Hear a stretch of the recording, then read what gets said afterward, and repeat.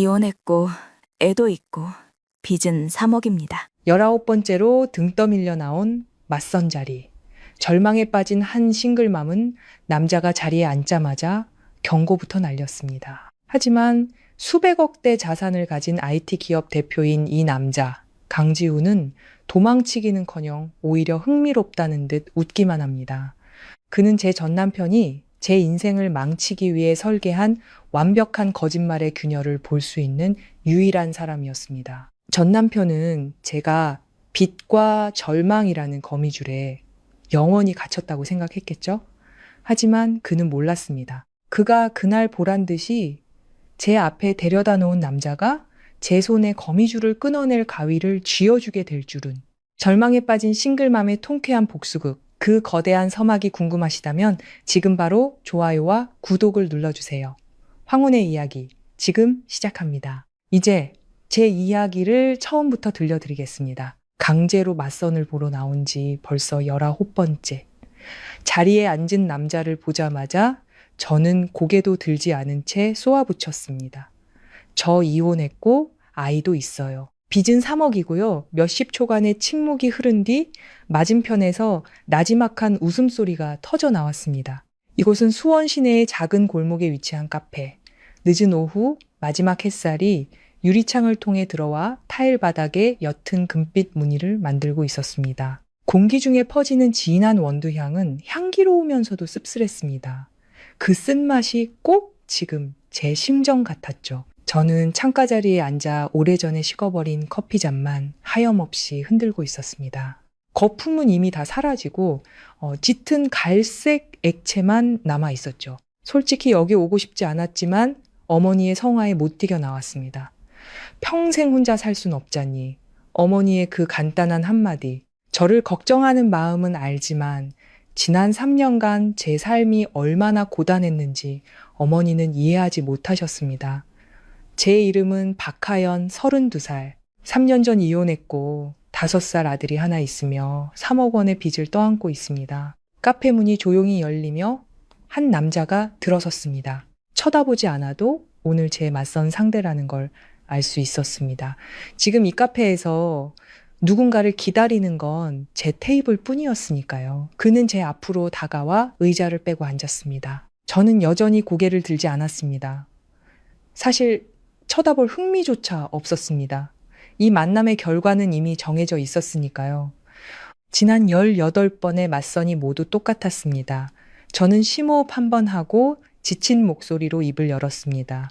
제 이름은 박하연, 32살이고 이혼했습니다. 5살 아들이 있고요. 잠시 말을 멈췄다가 다시 이었습니다.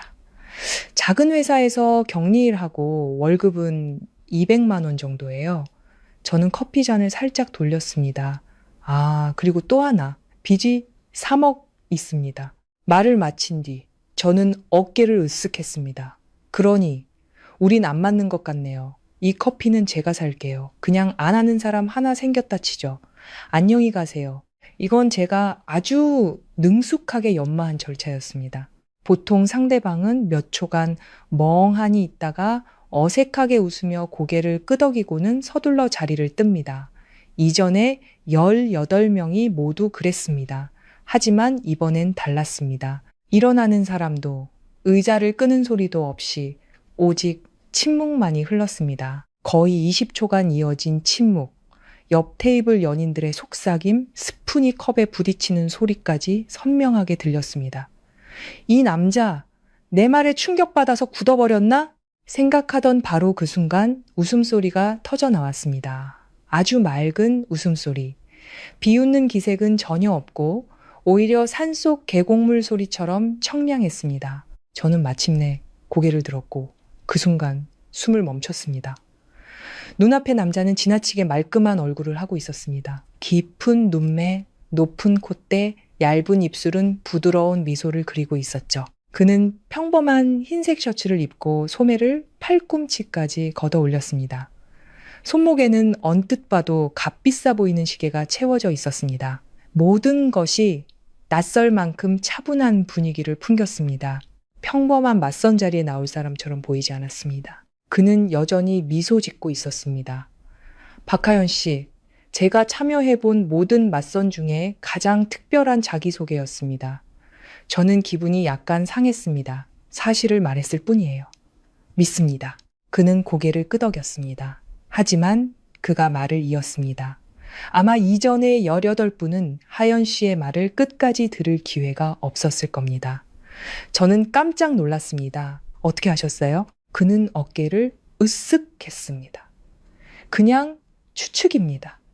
그렇게 유창하게 말씀하시는 걸 보니 순간 얼굴이 화끈거렸습니다. 마치 단단히 둘러쓴 방어막을 간파당한 기분이었죠. 저는 미간을 찌푸렸습니다. 성함이 어떻게 되시죠? 그가 손을 내밀었습니다. 강지훈입니다. 35, 미혼이고 자녀는 없습니다. 그는 가볍게 웃으며 덧붙였습니다. 빚도 없고요. 작은 회사를 하나 운영하는데 그냥저냥 먹고 살만합니다. 저는 그가 내민 손을 보며 망설였습니다. 지난 3년간 낯선 남자와 이렇게 악수를 해본 적이 없었습니다. 결국 저는 손을 내밀지 않았습니다. 강지훈 씨, 우린 사는 세계가 다른 사람들이에요. 지훈 씨, 시간을 낭비하고 싶지 않네요. 바로 그때 주머니 속 휴대폰이 울렸습니다. 발신자 이름은 최민준, 전 남편이었습니다. 저는 즉시 전화를 끊었지만 휴대폰은 계속해서 울렸습니다. 지훈 씨는 그 모든 것을 보고 있었습니다.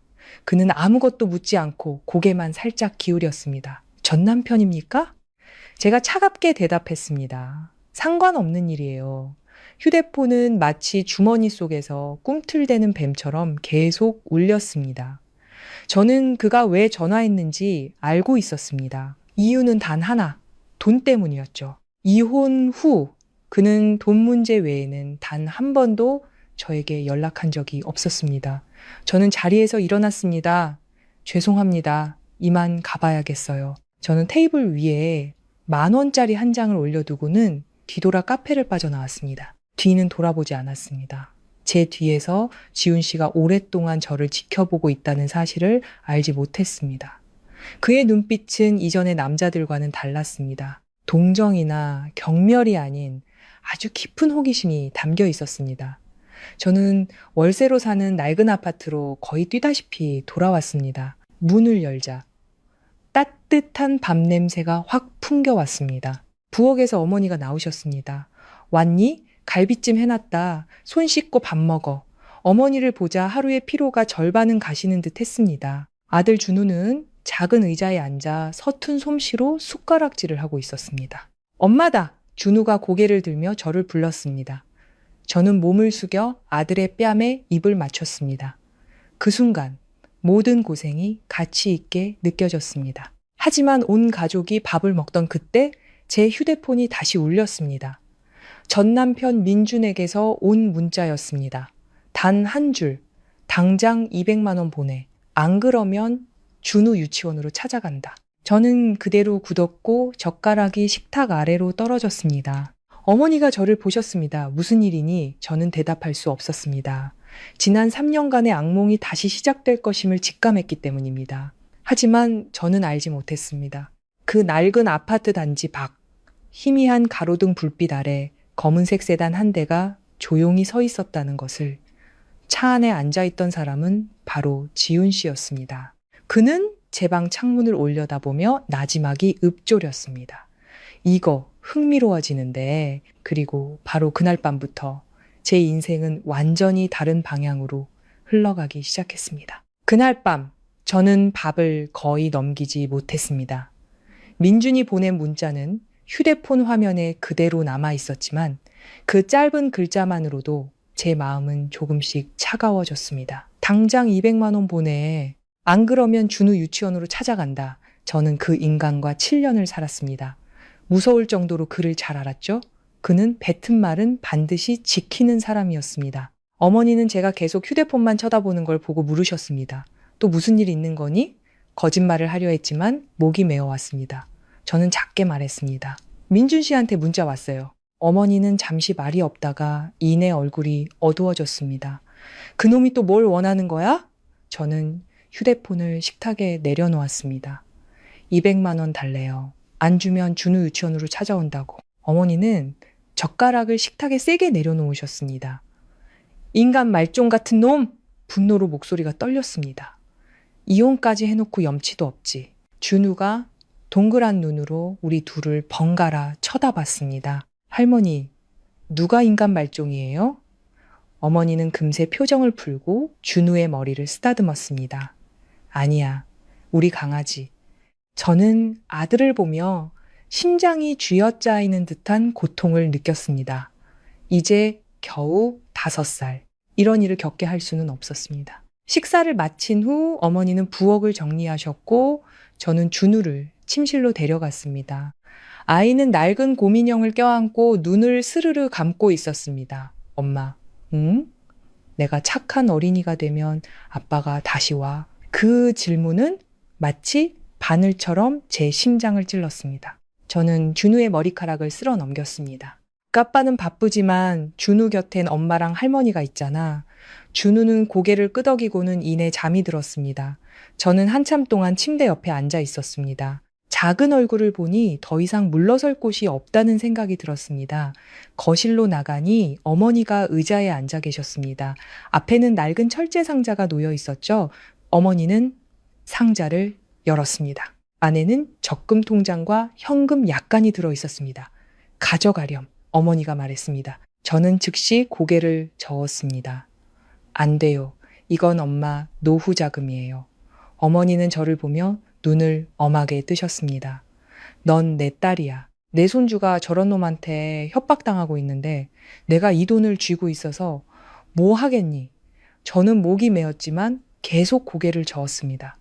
엄마, 이번에 돈을 주면 다음에도 또 그럴 거예요. 계속 이렇게 잡혀 살 순 없어요. 어머니는 침묵하셨습니다. 그 사실을 알면서도 여전히 걱정이 되시는 거겠죠. 그럼 어쩔 셈이니? 저는 대답하지 못했습니다. 사실 저도 아직 방법을 몰랐습니다. 그때 손에 쥔 휴대폰이 울렸습니다. 민준이 아닌 낯선 번호였습니다. 문자를 열자 단 한 줄이 적혀 있었습니다.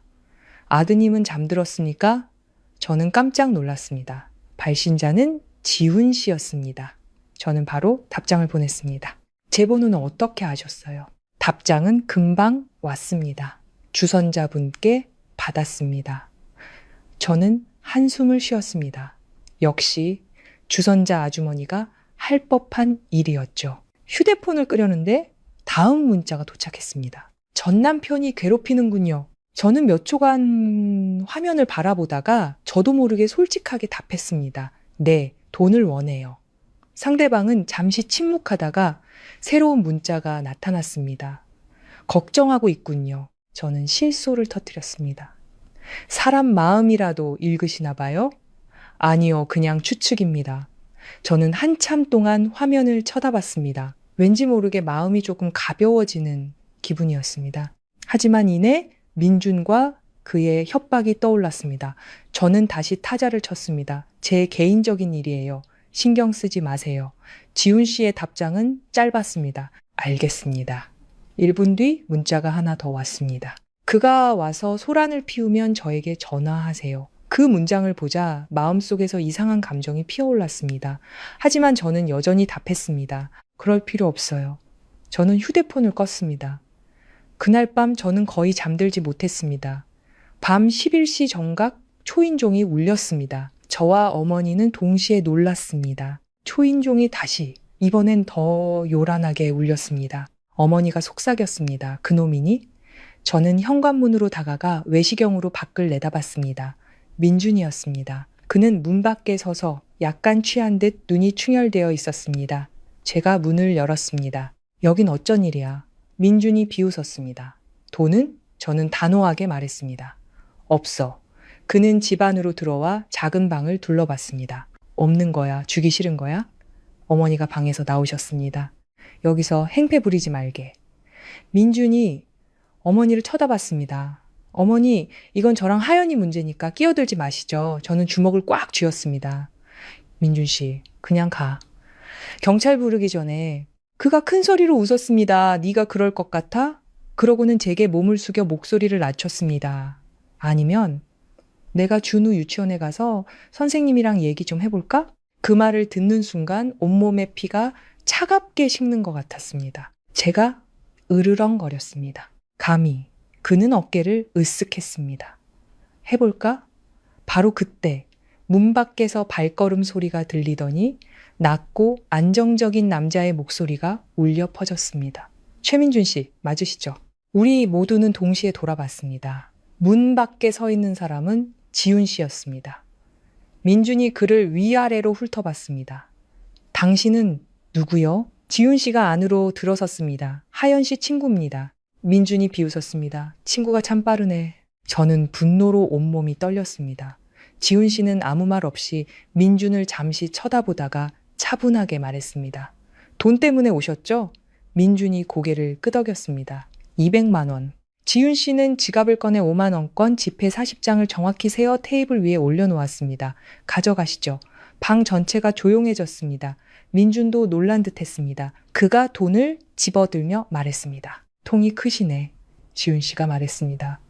대신 조건이 있습니다. 다시는 여기 찾아오지 마세요. 민준이 웃었습니다. 200만 원으로 그게 될 것 같아? 지훈 씨는 그의 눈을 똑바로 쳐다봤습니다. 아니요. 하지만 지금 가지 않으면 경찰을 부를 겁니다. 민준이 입꼬리를 올렸습니다. 내가 무서워할 것 같아? 지훈 씨는 휴대폰을 꺼냈습니다. 이 일 때문이 아닙니다.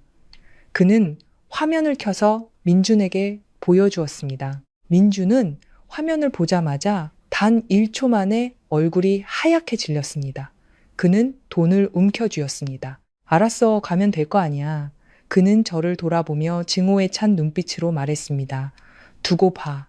그리고는 밖으로 나가버렸습니다. 문이 닫히고 방은 다시 고요해졌습니다. 어머니가 지훈 씨를 보며 말했습니다. 고맙네 총각. 지훈 씨는 고개를 끄덕였습니다. 별 말씀을요, 어머님. 제가 그를 쳐다봤습니다. 아까 뭘 보여준 거예요? 지훈 씨는 어깨를 으쓱했습니다. 그냥 사진 몇 장입니다. 무슨 사진이요? 그는 가볍게 웃었습니다. 그가 다른 사람들이 보길 원치 않는 사진이죠.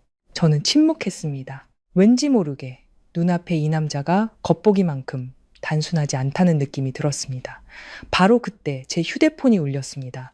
민준에게서 온 문자였습니다. 그 남자 언제부터 만났어? 제가 답장하기도 전에 두 번째 문자가 도착했습니다. 이걸로 끝났다고 생각하지 마. 아직 시작도 안 했으니까. 문자를 읽자 마음이 차갑게 식었습니다. 하지만 저는 몰랐습니다. 도시의 다른 한편에서 민준이 누군가에게 전화를 걸고 있다는 것을 그의 목소리는 떨리고 있었습니다. 형님, 그 자식이 5년 전 일을 알고 있습니다.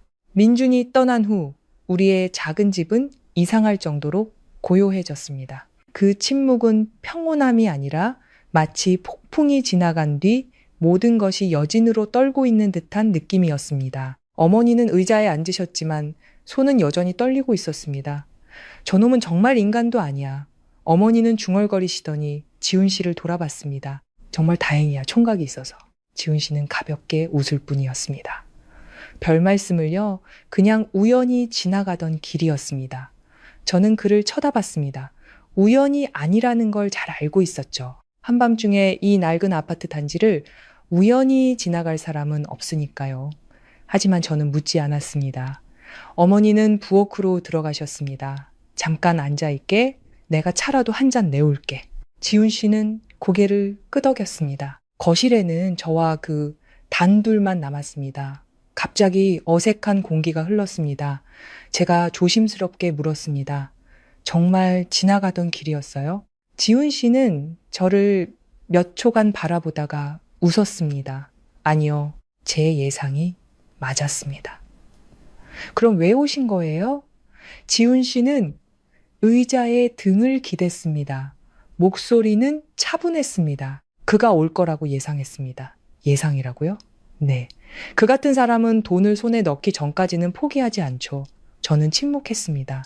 그의 말은 너무나 정확했습니다. 저는 고개를 숙였습니다. 이 일에 끼어들지 말았어야 했어요. 지훈 씨가 저를 봤습니다. 왜요? 이건 저와 민준 씨 사이의 문제예요. 다른 사람이 엮이는 걸 원치 않아요. 지훈 씨는 나지막에 웃었습니다. 제가 그를 두려워할 거라고 생각하십니까? 저는 대답하지 않았습니다. 그저 마음이 무겁게 느껴질 뿐이었습니다. 지훈 씨에게 200만 원은 아무것도 아닐지 모르지만 저에게는 아주 큰 돈이었습니다. 저는 자리에서 일어나 방으로 들어가 돈을 가져왔습니다. 작은 상자 안에는 제가 모아둔 120만 원이 전부였습니다. 저는 돈을 꺼내 테이블 위에 올려놓았습니다. 우선 이것부터 받으세요. 나머지는 천천히 갚겠습니다. 지훈 씨는 마치 고집 센 아이를 보듯 저를 쳐다봤습니다. 그는 돈을 다시 제 쪽으로 밀었습니다. 필요 없습니다. 그냥 친구를 도운 셈치죠. 저는 고개를 저었습니다. 우린 오늘 처음 만났어요. 지훈 씨는 저를 보며 눈빛이 조금 깊어졌습니다. 어떤 사람은 한 번만 만나도 도와야 할지 말아야 할지 알 수 있습니다. 저는 무슨 말을 해야 할지 몰랐습니다. 그때 어머니가 차를 가지고 나오셨습니다. 어머니는 테이블 위에 돈을 보고 물으셨습니다. 이게 다 뭐니? 제가 솔직하게 말했습니다. 지훈 씨한테 돈을 갚으려고요. 어머니는 지훈 씨와 저를 번갈아 보시더니 이내 한숨을 쉬셨습니다. 총각이 이미 도와줬다는데 그냥 받으렴. 지훈 씨가 웃었습니다. 어머님, 걱정 마세요. 저 그 돈 없어도 괜찮습니다. 어머니는 그를 한참 동안 바라보셨습니다. 아마 어머니도 이 남자가 평범하지 않다는 걸 눈치채셨을 겁니다. 그리고 말씀하셨습니다. 아무튼 고맙네. 오늘 밤 총각이 아니었으면 민준이 그놈이 또 무슨 짓을 했을지 몰라. 지훈 씨는 그저 고개를 끄덕였습니다. 잠시 후 그가 자리에서 일어났습니다. 늦었으니 이만 가보겠습니다. 어머니가 그를 문 밖까지 배웅하셨고 저도 따라 나갔습니다. 아파트 단지로 내려오니 밤 공기가 제법 차가웠습니다. 지훈 씨의 검은색 세단은 나무 아래 주차되어 있었습니다. 그는 차문을 열었다가 저를 돌아봤습니다. 하연 씨, 네. 내일 시간 괜찮으십니까? 저는 놀랐습니다. 무슨 일이시죠? 지훈 씨는 잠시 생각하더니 말했습니다. 최민준 씨 일, 하연 씨가 몇 가지 더 알아야 할 것 같습니다. 심장이 쿵 하고 내려앉았습니다. 무슨 뜻이죠? 지훈 씨는 바로 대답하지 않았습니다. 그는 차 문을 열어 얇은 서류 뭉치를 꺼내 저에게 건넸습니다. 이걸 보시죠. 저는 서류를 받아들었습니다. 가로등 불빛 아래 몇 줄의 글자가 눈에 들어왔습니다. 대출 계약서 사본이었습니다. 채무자 최민준, 대출금 3억 원, 계약일 3년 전. 저는 마지막 줄을 보고 그대로 굳었습니다. 채권자 명진 파이낸스. 제가 고개를 들어 지훈 씨를 쳐다봤습니다. 이걸 어디서 구하셨어요? 지훈 씨가 차분하게 말했습니다. 은행에 아는 사람이 좀 있습니다. 머릿속이 복잡해졌습니다.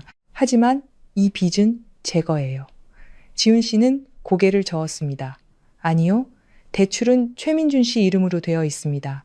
저는 그 자리에 못 박힌 듯 서 있었습니다. 하지만 이혼할 때 제가 채무인수 각서에 서명했어요. 지훈 씨는 고개를 끄덕였습니다. 네, 하지만 그건 개인 간의 각서일 뿐 법원에서 확정된 채무가 아닙니다. 머리가 핑 도는 것 같았습니다. 지난 3년간 저는 그 빚이 당연히 제가 짊어져야 할 몫이라고 생각했습니다. 낮에는 격리일, 밤에는 식당 서빙, 투잡을 뛰며 그 빚을 갚기 위해 발버둥 쳤습니다. 저는 지훈 씨를 보며 갈라진 목소리로 물었습니다. 그럼 제가 갚을 필요가 없었다는 건가요? 지훈 씨는 저를 보며 아주 진지한 눈빛으로 말했습니다.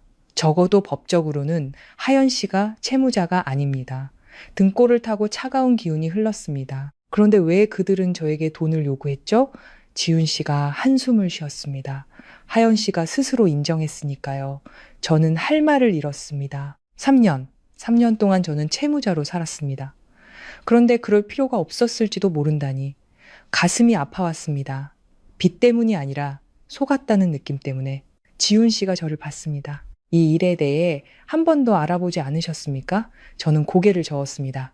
그때는 그냥 빨리 이혼하고 싶었어요. 준우 양육권을 지키는 게 전부였어요. 지훈 씨는 고개를 끄덕였습니다. 그는 저를 책망하지 않고 그저 말했습니다. 하지만 이제는 알아보셔야 합니다. 어쩌면 모든 것이 하연 씨가 생각하는 것만큼 단순하지 않을 수 있습니다. 저는 손에 쥔 서류를 꽉 쥐었습니다. 뭔가 의심하는 게 있으신가요? 지훈 씨는 어두운 길, 저편을 바라봤습니다. 최민준 씨가 정말 돈을 빌렸을 수도 아닐 수도 있습니다. 하지만 정말 3억을 빚졌다면 왜 3년 동안 소송 한 번 당하지 않았을까요? 그 질문에 저는 숨이 내섰습니다. 맞습니다. 지난 3년간 민준 외에는 아무도 저에게 빚독촉을 한 적이 없었습니다. 오싹한 기운이 온몸을 감쌌습니다. 제가 조심스럽게 말했습니다. 뭔가 문제가 있다고 생각하시는군요. 지훈 씨는 고개를 끄덕였습니다. 그럴 가능성이 매우 높습니다. 밤바람이 스쳐 지나갔습니다. 저는 손에 든 서류를 내려다봤습니다. 3년 만에 처음으로 어딘가로 통하는 문이 열린 것 같았습니다. 진실로 향하는 문. 하지만 그 문이 저를 어디로 이끌지는 알 수 없었습니다. 지훈 씨가 차문을 열었습니다. 일찍 쉬세요. 오늘 밤은 너무 많이 생각하지 마시고요. 저는 고개를 끄덕였습니다. 그가 차에 올라탔습니다. 검은색 세단은 천천히 아파트 단지를 빠져나갔습니다. 저는 그 모습을 지켜보았습니다. 마음은 혼란스러웠지만 희미한 희망의 빛도 보였습니다. 하지만 저는 몰랐습니다. 도시의 다른 한편 민준이 한 술집에 앉아 덩치 큰 남자와 마주하고 있다는 것을 민준이 조용히 말했습니다. 형님, 박하연! 그 여자가 의심하기 시작했습니다. 남자는 차갑게 웃었습니다. 의심하게도. 어차피 우리 손바닥 아니니까. 민준은 조금 불안해 보였습니다. 하지만 만약 그 여자가 알아내면 남자가 말을 잘랐습니다. 그럴 일 없어. 그는 술을 한 모금 마셨습니다. 왜냐하면 그 3억은 빙산의 일각일 뿐이거든. 그날 밤 저는 거의 뜬 눈으로 밤을 새웠습니다. 지훈 씨가 준 서류는 여전히 테이블 위에 있었습니다. 몇 번이고 다시 읽었지만 읽을 때마다 머릿속은 실타래처럼 엉켰습니다. 지난 3년간 저는 채무자로 살았습니다. 기력이 다할 때까지 일하고 한 푼 두 푼 아끼며 제 옷 한 벌 제대로 사입지 못하고 준우를 데리고 멀리 놀러 가지도 못했습니다. 오직 그 3억 원의 빚 때문에. 그런데 이제 와서 그게 제 빚이 아닐 수도 있다니. 이 생각을 하니 심장이 다시 욱신거렸습니다. 돈 때문이 아니라 속았다는 배신감 때문이었습니다. 저는 의자에 앉아 두 손으로 이마를 감쌌습니다. 3년 전 채무인수 각서에 서명하던 날이 떠올랐습니다. 그날은 비가 왔습니다. 민주는 거실 소파에, 시어머니는 그의 뒤에 서 있었습니다. 민주는 종이를 테이블 위로 던졌습니다. 사업하다 빌린 돈인데 망했어. 총 3억이야. 저는 그 숫자를 보고 아찔했습니다. 언제 빌렸는데? 민주는 제 눈을 피했습니다. 1년 전에. 제 목소리가 떨렸습니다. 왜 나한테 말 안 했어? 그가 차갑게 말했습니다. 말하면 뭐 하는데? 네가 뭘 도와줄 수 있는데? 그 말은 당시 제 가슴에 비수처럼 꽂혔습니다. 시어머니는 옆에서 한마디 거들었습니다. 쟤도 이 집 잘 살아보자고 빌린 돈이야.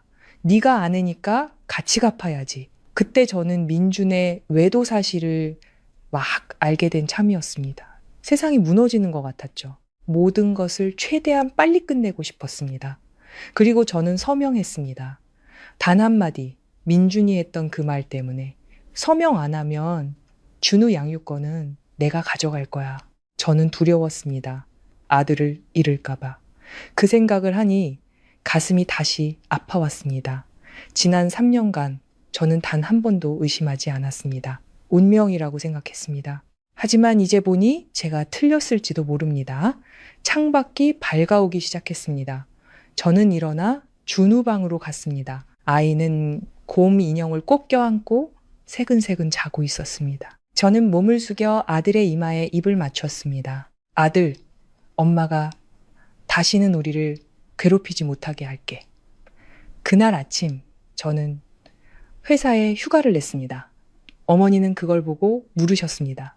회사 안 가니? 저는 고개를 끄덕였습니다. 해결해야 할 일이 좀 있어서요. 어머니는 걱정스러운 얼굴이었습니다. 민준이랑 관련된 일이니 저는 잠시 침묵했습니다. 네, 어머니가 한숨을 쉬셨습니다. 섣부른 짓은 하지 말아라. 제가 어머니의 손을 잡았습니다. 엄마, 걱정 마세요. 이제 더는 당하고만 있지 않을 거예요. 바로 그때 휴대폰이 울렸습니다. 지훈 씨였습니다. 제가 전화를 받았습니다. 지훈 씨. 그의 목소리는 언제나처럼 차분했습니다. 일어나셨군요. 네, 저와 같이 한 군데 가보시겠습니까? 제가 바로 물었습니다. 그 빚과 관련된 곳인가요? 네. 심장이 세차게 뛰었습니다. 어디죠? 은행입니다. 1시간 후 저는 시내 중심가에 있는 한 은행 지점 앞에서 지훈 씨를 만났습니다. 그는 차에 기댄 채 커피를 들고 있었습니다. 저를 보더니 고개를 끄덕였습니다. 잠을 잘 못 주무셨나 보군요. 제가 멋쩍게 웃었습니다. 역시 예리하시네요. 우리는 함께 안으로 들어갔습니다. 40대쯤으로 보이는 한 남자가 일어나 지훈 씨에게 인사했습니다. 지훈 씨, 오랜만입니다. 지훈 씨가 그와 악수했습니다. 조금 번거롭게 해드리겠습니다. 남자는 저를 쳐다봤습니다. 이쪽은 지훈 씨가 말했습니다. 제 친구입니다. 남자는 고개를 끄덕이고 우리를 사무실로 안내했습니다. 문을 닫은 후 그는 컴퓨터를 켰습니다. 어떤 대출건을 조회해 드릴까요? 지훈 씨가 저를 봤습니다. 저는 심호흡을 했습니다. 대출금 3억, 채무자 이름은 최민준입니다. 남자는 키보드를 잠시 두드렸고 화면에 정보가 나타났습니다. 최민준의 이름이 보였습니다. 하지만 그 아래 내용은 저를 충격에 빠뜨렸습니다. 대출금 3억 원, 기간 12개월, 상태 완납. 저는 자리에서 벌떡 일어났습니다. 완납이라고요? 남자는 고개를 끄덕였습니다. 네, 3년 전에 상환 완료되었습니다. 머리를 한 대 세게 맞은 듯한 충격이었습니다. 그럴 리가 없어요. 저는 3년 내내 돈을 갚았는데 남자는 서류를 다시 확인했습니다. 이 대출은 약정 3개월 만에 전액 상환되었습니다. 상환자는 그는 잠시 말을 멈췄습니다. 최민준 씨 본인입니다. 방 전체가 침묵에 잠겼습니다. 저는 지훈 씨를 쳐다봤습니다. 그도 화면을 보고 있었습니다. 제가 중얼거렸습니다. 그럼 3년 동안 민준이가 날 속인 거야? 목소리가 갈라졌습니다. 3년. 3년 동안 저는 채무자로 살았습니다. 그 빚은 이미 오래전에 사라졌는데도 말이죠. 지훈 씨가 저를 봤습니다. 진정하세요. 하지만 어떻게 진정할 수 있을까요? 머릿속에는 단 하나의 생각뿐이었습니다. 민준이가 날 속였다. 그는 가짜 빚을 이용해 저를 통제하고 돈을 뜯어냈습니다. 저는 주먹을 꽉 쥐었습니다. 그 사람, 대가를 치르게 할 거야. 은행 직원이 조용히 말했습니다.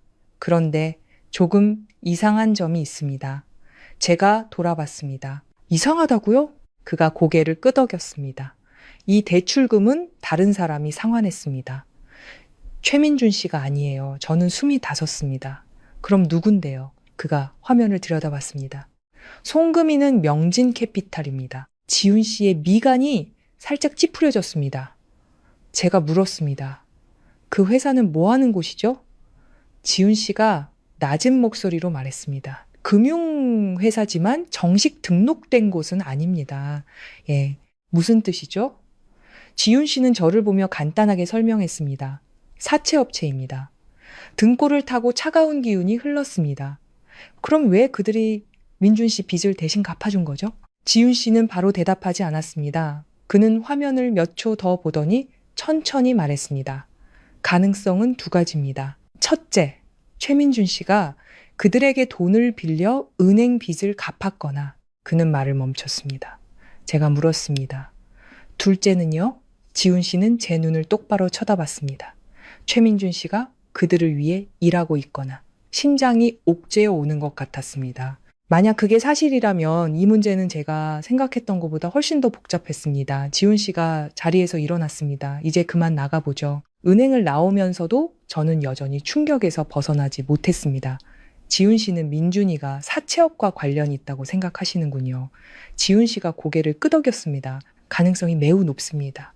그 같은 사람들은 보통 중간에서 다른 사람들을 속여 채무 각서를 쓰게 만드는 역할을 하죠. 문득 한 가지가 떠올랐습니다. 어젯밤 민준이가 한 말 기억하세요? 지훈 씨가 저를 봤습니다. 네, 제가 천천히 말했습니다. 누군가에게 전화를 걸었어요. 형님이라고 부르면서요. 지훈 씨의 미간이 즉시 찌푸려졌습니다. 형님이라고요? 제가 고개를 끄덕였습니다. 그 사람을 꽤 두려워하는 것 같았어요. 지훈 씨는 몇 초간 침묵하더니 제 등골을 서늘하게 만드는 한마디를 했습니다. 아무래도 우리가 큰 문제에 휘말린 것 같습니다. 제가 그를 쳐다봤습니다. 무슨 뜻이죠? 지훈 씨는 붐비는 도로를 바라보며 목소리를 낮췄습니다. 왜냐하면 명진 캐피탈은 단순히 돈만 빌려주는 곳이 아니기 때문입니다. 심장이 세차게 뛰었습니다. 그럼 또 뭘 하는데요? 지훈 씨가 아주 천천히 말했습니다. 그들은 다른 사람을 통제하기 위해 가짜 빚을 만들어내는 걸 전문으로 합니다. 저는 그 자리에 얼어붙었습니다. 만약 그게 사실이라면 지난 3년간 저는 단순히 민준에게 속은 게 아니라 훨씬 더 거대한 덫에 걸려들었던 것입니다. 그리고 저는 전혀 몰랐습니다. 도시의 반대편에서 민준이 한 남자 앞에 서 있다는 것을. 남자는 담배를 피우며 차가운 눈빛을 하고 있었습니다. 민준이 말했습니다. 박하연, 그 여자가 조사를 시작했습니다. 남자는 비웃었습니다. 조사하게도. 그러고는 민준을 소름 끼치게 만드는 한마디를 했습니다. 어차피 그 여자는 3년 전부터 우리 사냥감이었으니까. 은행을 나온 후 저와 지훈 씨는 주차장 앞에서 한동안 말없이 서 있었습니다. 분주한 아침, 차들이 쉴 새 없이 지나갔지만 제 머릿속은 텅 빈 것처럼 막막했습니다. 지난 3년간 저는 빚을 갚고 있다고 생각했지만 실은 누군가에게 조종당하고 있었습니다. 늘 다니던 길이라고 생각했는데 사실은 낯선 숲속에서 길을 잃었다는 걸 방금 깨달은 기분이었습니다. 제가 조심스럽게 물었습니다. 지훈 씨, 만약 민준이가 정말 명진 캐피탈을 위해 일하는 거라면 왜 그들이 저를 목표로 삼은 걸까요? 지훈 씨는 차에 기댄 채 몇 초간 생각했습니다. 통제하기 쉬웠을 테니까요. 제가 씁쓸하게 웃었습니다. 제가 너무 멍청했다는 뜻이군요. 지훈 씨는 고개를 저었습니다. 멍청한 게 아니라 약점이 있었던 겁니다. 저는 그가 무엇을 말하는지 알았습니다. 준우, 민준이 양육권 문제를 들먹이며 위협하면 저는 언제나 약해졌습니다. 지훈 씨가 저를 봤습니다. 그런 부류의 인간들은 항상 목표물을 신중하게 고릅니다. 힘도 없고 돈도 없지만 책임감은 강한 사람이죠. 제가 한숨을 쉬었습니다. 꼭 저를 묘사하는 것 같네요. 지훈 씨가 희미하게 웃었습니다. 하연 씨뿐만이 아닙니다. 많은 사람이 그런 상황에 빠지곤 하죠. 잠시 침묵이 흐른 뒤 제가 말했습니다. 그래도 이해가 안 되는 게 있어요. 민준이는 3년 전에 이미 빚을 다 갚았다면서 왜 계속 저한테 돈을 달라고 한 걸까요? 지훈 씨는 차도를 바라봤습니다. 다른 곳에 빚이 있거나. 그는 잠시 말을 멈췄습니다. 배후에 있는 사람에게 돈을 상납하고 있었을 겁니다. 등골이 서늘해졌습니다. 그 형님이라는 사람이요. 지훈 씨가 고개를 끄덕였습니다. 그럴 가능성이 있죠. 제가 그를 쳐다봤습니다. 그 사람이 누군지 아세요? 지훈 씨는 몇 초간 침묵했습니다. 확실하진 않습니다. 하지만 예전의 이름을 들어본 적이 있습니다. 보통 명 회장이라고 불리는 사람입니다. 낯선 이름이었지만 지훈 씨의 말투는 그가 결코 간단한 인물이 아님을 느끼게 했습니다. 제가 물었습니다. 그 사람이 누군데요? 지훈 씨가 차 문을 열었습니다. 차에 타서 얘기하죠. 차 안에서 지훈 씨는 천천히 운전했습니다. 무언가 생각에 잠긴 듯 보였습니다. 마침내 그가 입을 열었습니다. 명 회장은 과거에 한 금융회사에 몸담았다가 독립해서 자기 회사를 차렸습니다. 하지만 실상은 사채업이었죠. 제가 조심스럽게 물었습니다. 그럼 민준이가 그 사람 밑에서 일하는 건가요? 아마도요. 최민준 같은 사람들은 보통 사냥감을 찾아오는 역할을 합니다. 저는 주먹을 꽉 쥐었습니다. 그럼 저를 일부러 속였다는 거군요. 지훈 씨가 저를 흘끗 봤습니다. 가능성이 매우 높습니다. 저는 창밖으로 고개를 돌렸습니다. 밖은 환했지만 제 마음은 조금씩 어두워졌습니다. 3년의 결혼 생활. 민준이 아무리 못된 인간이라도 한때는 저에게 진심이었을 거라고 생각했습니다. 하지만 이제 보니 처음부터 끝까지 모두 연극이었을지도 모릅니다. 차는 작은 카페 앞에 멈췄습니다. 지훈 씨가 말했습니다. 여기서 계속 얘기하죠. 카페는 한산했고 우리는 구석자리에 앉았습니다. 커피를 주문한 후 제가 물었습니다. 지훈 씨, 만약 모든 게 지훈 씨 말대로라면 저는 이제 어떻게 해야 하죠? 지훈 씨는 바로 대답하지 않았습니다. 그는 커피를 저으며 눈을 내리깔았습니다. 당분간은 조용히 있는 게 최선입니다. 저는 놀랐습니다. 조용히요? 네. 하연 씨가 갑자기 반응하면 그들이 경계할 겁니다. 그의 뜻은 알겠지만 마음속으로는 분했습니다. 3년, 3년 동안이나 그들에게 속았는데 지훈 씨가 저를 봤습니다. 하지만 이제는 진실을 알게 됐지 않습니까? 그게 가장 중요합니다. 제가 한숨을 쉬었습니다. 바로 그때 제 휴대폰이 울렸습니다.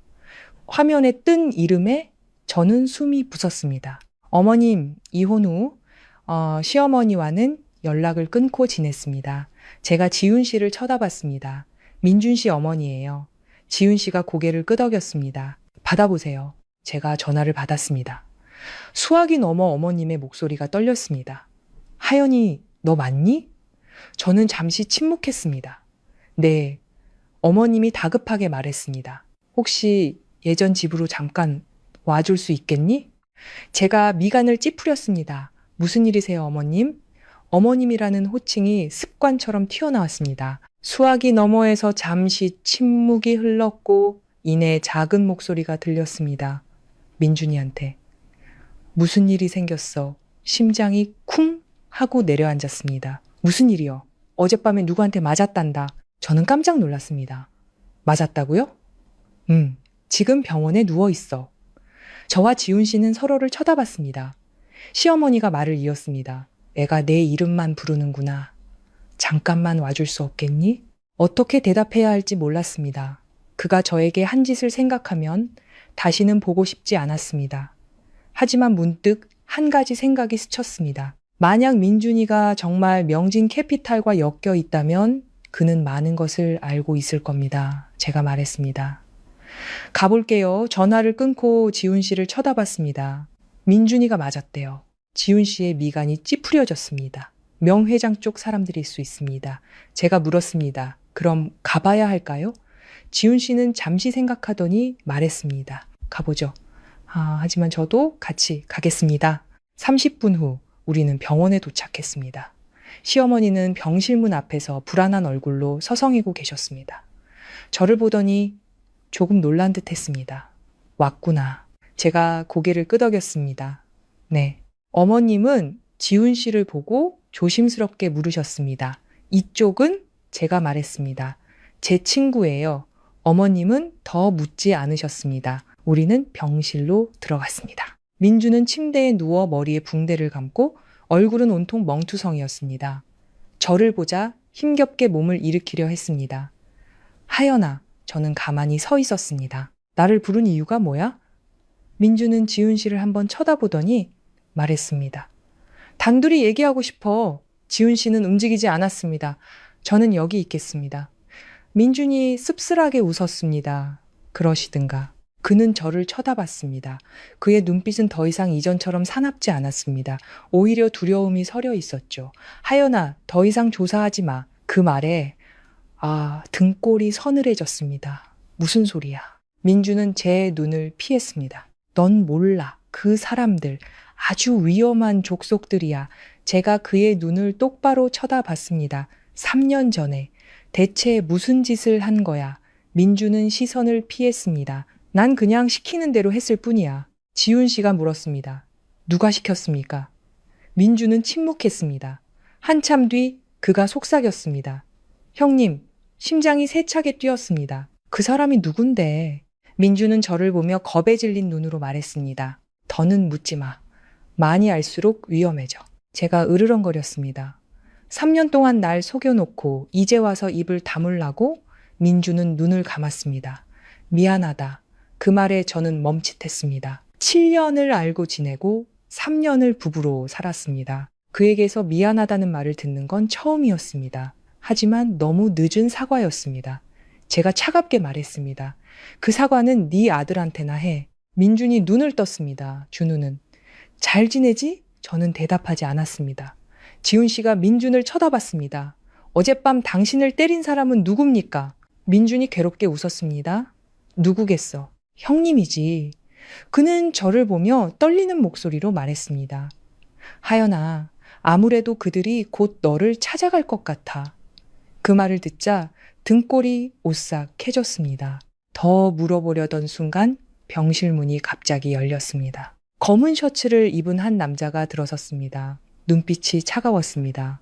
그는 병실을 한번 훑어보더니 제게 시선을 고정했습니다. 당신이 박하연 씨? 그의 목소리는 아주 평온했지만 저는 직감적으로 깨달았습니다. 이 사람이 바로 민준이 말하던 형님이라는 것을. 검은 셔츠를 입은 남자는 병실문 앞에 서 있었습니다. 그의 차갑고 평온한 눈빛은 방 안의 공기를 순식간에 무겁게 만들었습니다. 민주는 그를 보자마자 얼굴이 새하얗게 질렸습니다. 그 공포는 연기가 아니었습니다. 자신이 누구 앞에 서 있는지 정확히 아는 자의 두려움이었죠. 침대 옆에 서 계시던 시어머니도 멈칫하셨습니다. 누구인지는 몰라도 어른의 직감으로 위험을 느끼신 듯 했습니다. 남자는 천천히 안으로 들어섰습니다. 그의 시선은 민준을 스쳐 지나가 제게 멈췄습니다. 당신이 박하연 씨? 목소리는 크지 않았지만 낮고 단단했습니다. 저는 똑바로 섰습니다. 네. 그는 고개를 끄덕였습니다. 드디어 뵙는군요. 심장이 세차게 뛰었지만 저는 애써 차분한 목소리를 유지했습니다. 누구시죠? 그는 아주 희미하게 미소 지었습니다. 최민준 씨 지인입니다. 침대에 누워있던 민준이 황급히 말했습니다. 형님, 제가 다 말씀드렸지 않습니까? 남자는 민준을 쏘아봤고 그 눈빛 하나에 민준은 즉시 입을 다물었습니다. 제 옆에 서 있던 지훈 씨는 처음부터 아무 말도 하지 않았습니다. 그는 조용히 검은 셔츠의 남자를 관찰하고 있었죠. 남자는 이제야 지훈 씨를 쳐다봤습니다. 그리고 그쪽은 지훈 씨가 간단하게 대답했습니다. 하연 씨 친구입니다. 남자는 눈썹을 살짝 올렸습니다. 그 대답이 흥미롭다는 듯이. 그는 의자를 끌어다 앉았습니다. 좋습니다. 그럼 얘기 좀 해보죠. 시어머니가 그제야 입을 열었습니다. 대체 누구신데 이러세요? 남자는 어머님을 돌아봤습니다. 목소리는 여전히 평온했습니다. 어머님, 저는 그냥 민준 씨와 사업하는 사람이라고 생각하십시오. 어머님은 이해하지 못하셨지만 비정상적인 분위기는 감지하고 계셨습니다. 제가 단도직입적으로 물었습니다. 여긴 어쩐 일이시죠? 남자는 저를 잠시 쳐다보더니 천천히 말했습니다. 그 3억 빚에 대해 아주 궁금해하시는 것 같던데 맞습니까? 그 말을 듣자 온몸이 굳었습니다. 그는 알고 있었습니다. 제가 조사를 시작했다는 것을. 지훈 씨가 한 걸음 앞으로 나섰습니다. 우리 미행했나? 남자가 웃었습니다. 그럴 필요까지야. 이런 일은 조만간 제 귀에 들어오게 되어 있습니다. 저는 주먹을 꽉 쥐었습니다. 그럼 한번 말해보시죠. 그 빚, 대체, 정체가 뭐죠? 남자는 민준을 쳐다봤습니다. 네가 말할래? 내가 말할까? 민준은 고개를 숙인 채 아무 말도 하지 못했습니다. 남자가 한숨을 쉬었습니다. 사실 복잡할 거 없습니다. 3년 전 최민준 씨가 돈을 빚졌죠. 제가 즉시 말을 잘랐습니다. 은행 대출은 이미 완납됐어요. 그는 고개를 끄덕였습니다. 맞습니다. 제가 갚았으니까. 방 전체가 침묵에 잠겼습니다. 등골이 서늘했습니다. 그 사람 빚을 대신 갚아줬다고요? 그가 웃었습니다. 대신 갚아준 게 아니라 맞바꾼 겁니다. 제가 미간을 찌푸렸습니다. 무엇과요? 그는 고개를 기울여 저를 쳐다봤습니다. 한 사람과. 심장이 세차게 뛰었습니다. 무슨 뜻이죠? 그가 천천히 말했습니다. 당신과. 그 말에 저는 숨이 멎었습니다. 시어머니도 이해하지 못하셨습니다. 대체 무슨 소리를 하는 것? 남자는 어머님께 대답하지 않고 오직 저만 쳐다봤습니다. 3년 전 최민준 씨가 저를 찾아왔습니다. 자기 아내는 아주 성실하고 자식을 잃는 걸 두려워해서 통제하기 아주 쉬운 사람이라고 하더군요. 온몸이 얼어붙는 것 같았습니다. 그 말은 비수처럼 제 가슴에 박혔습니다. 저는 민준을 쳐다봤습니다. 그는 여전히 고개를 숙인 채 저를 쳐다보지 못했습니다. 제가 나지막이 물었습니다. 그래서 당신이 나를 그들에게 팔아넘긴 거구나. 남자는 고개를 끄덕였습니다. 그렇게 이해해도 좋습니다. 방은 무서울 정도로 조용해졌습니다. 시어머니가 떨리는 목소리로 말했습니다. 민준아, 이게 다 무슨 소리니? 민준이 더듬거렸습니다. 어머니, 하지만 그는 아무 말도 잊지 못했습니다. 가슴이 꽉 막히는 기분이었습니다. 지난 3년간 저는 기계처럼 일하며 그 빚을 갚았습니다. 그런데 모든 것이 덫이었다니 남편이 직접 파놓은 덫. 그때 지훈 씨가 입을 열었습니다. 명 회장님, 남자가 돌아봤습니다. 날 아나? 지훈 씨가 고개를 끄덕였습니다. 얘기 들었습니다. 남자는 희미하게 웃었습니다. 그렇다면 이 일에 끼어들지 않는 게 좋다는 것도 알겠군. 지훈 씨는 물러서지 않았습니다.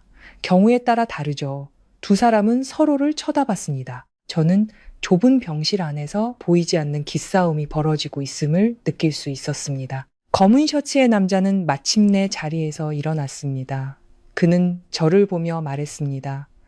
박하연 씨, 사실 당신을 곤란하게 할 생각은 없습니다. 제가 차갑게 웃었습니다. 지난 3년으로는 부족했나요? 그는 어깨를 으쓱했습니다. 그건 그냥 사업이었을 뿐. 하지만 이제 문제가 하나 생겼군요. 제가 물었습니다. 무슨 문제죠? 그는 지훈 씨를 쳐다봤습니다.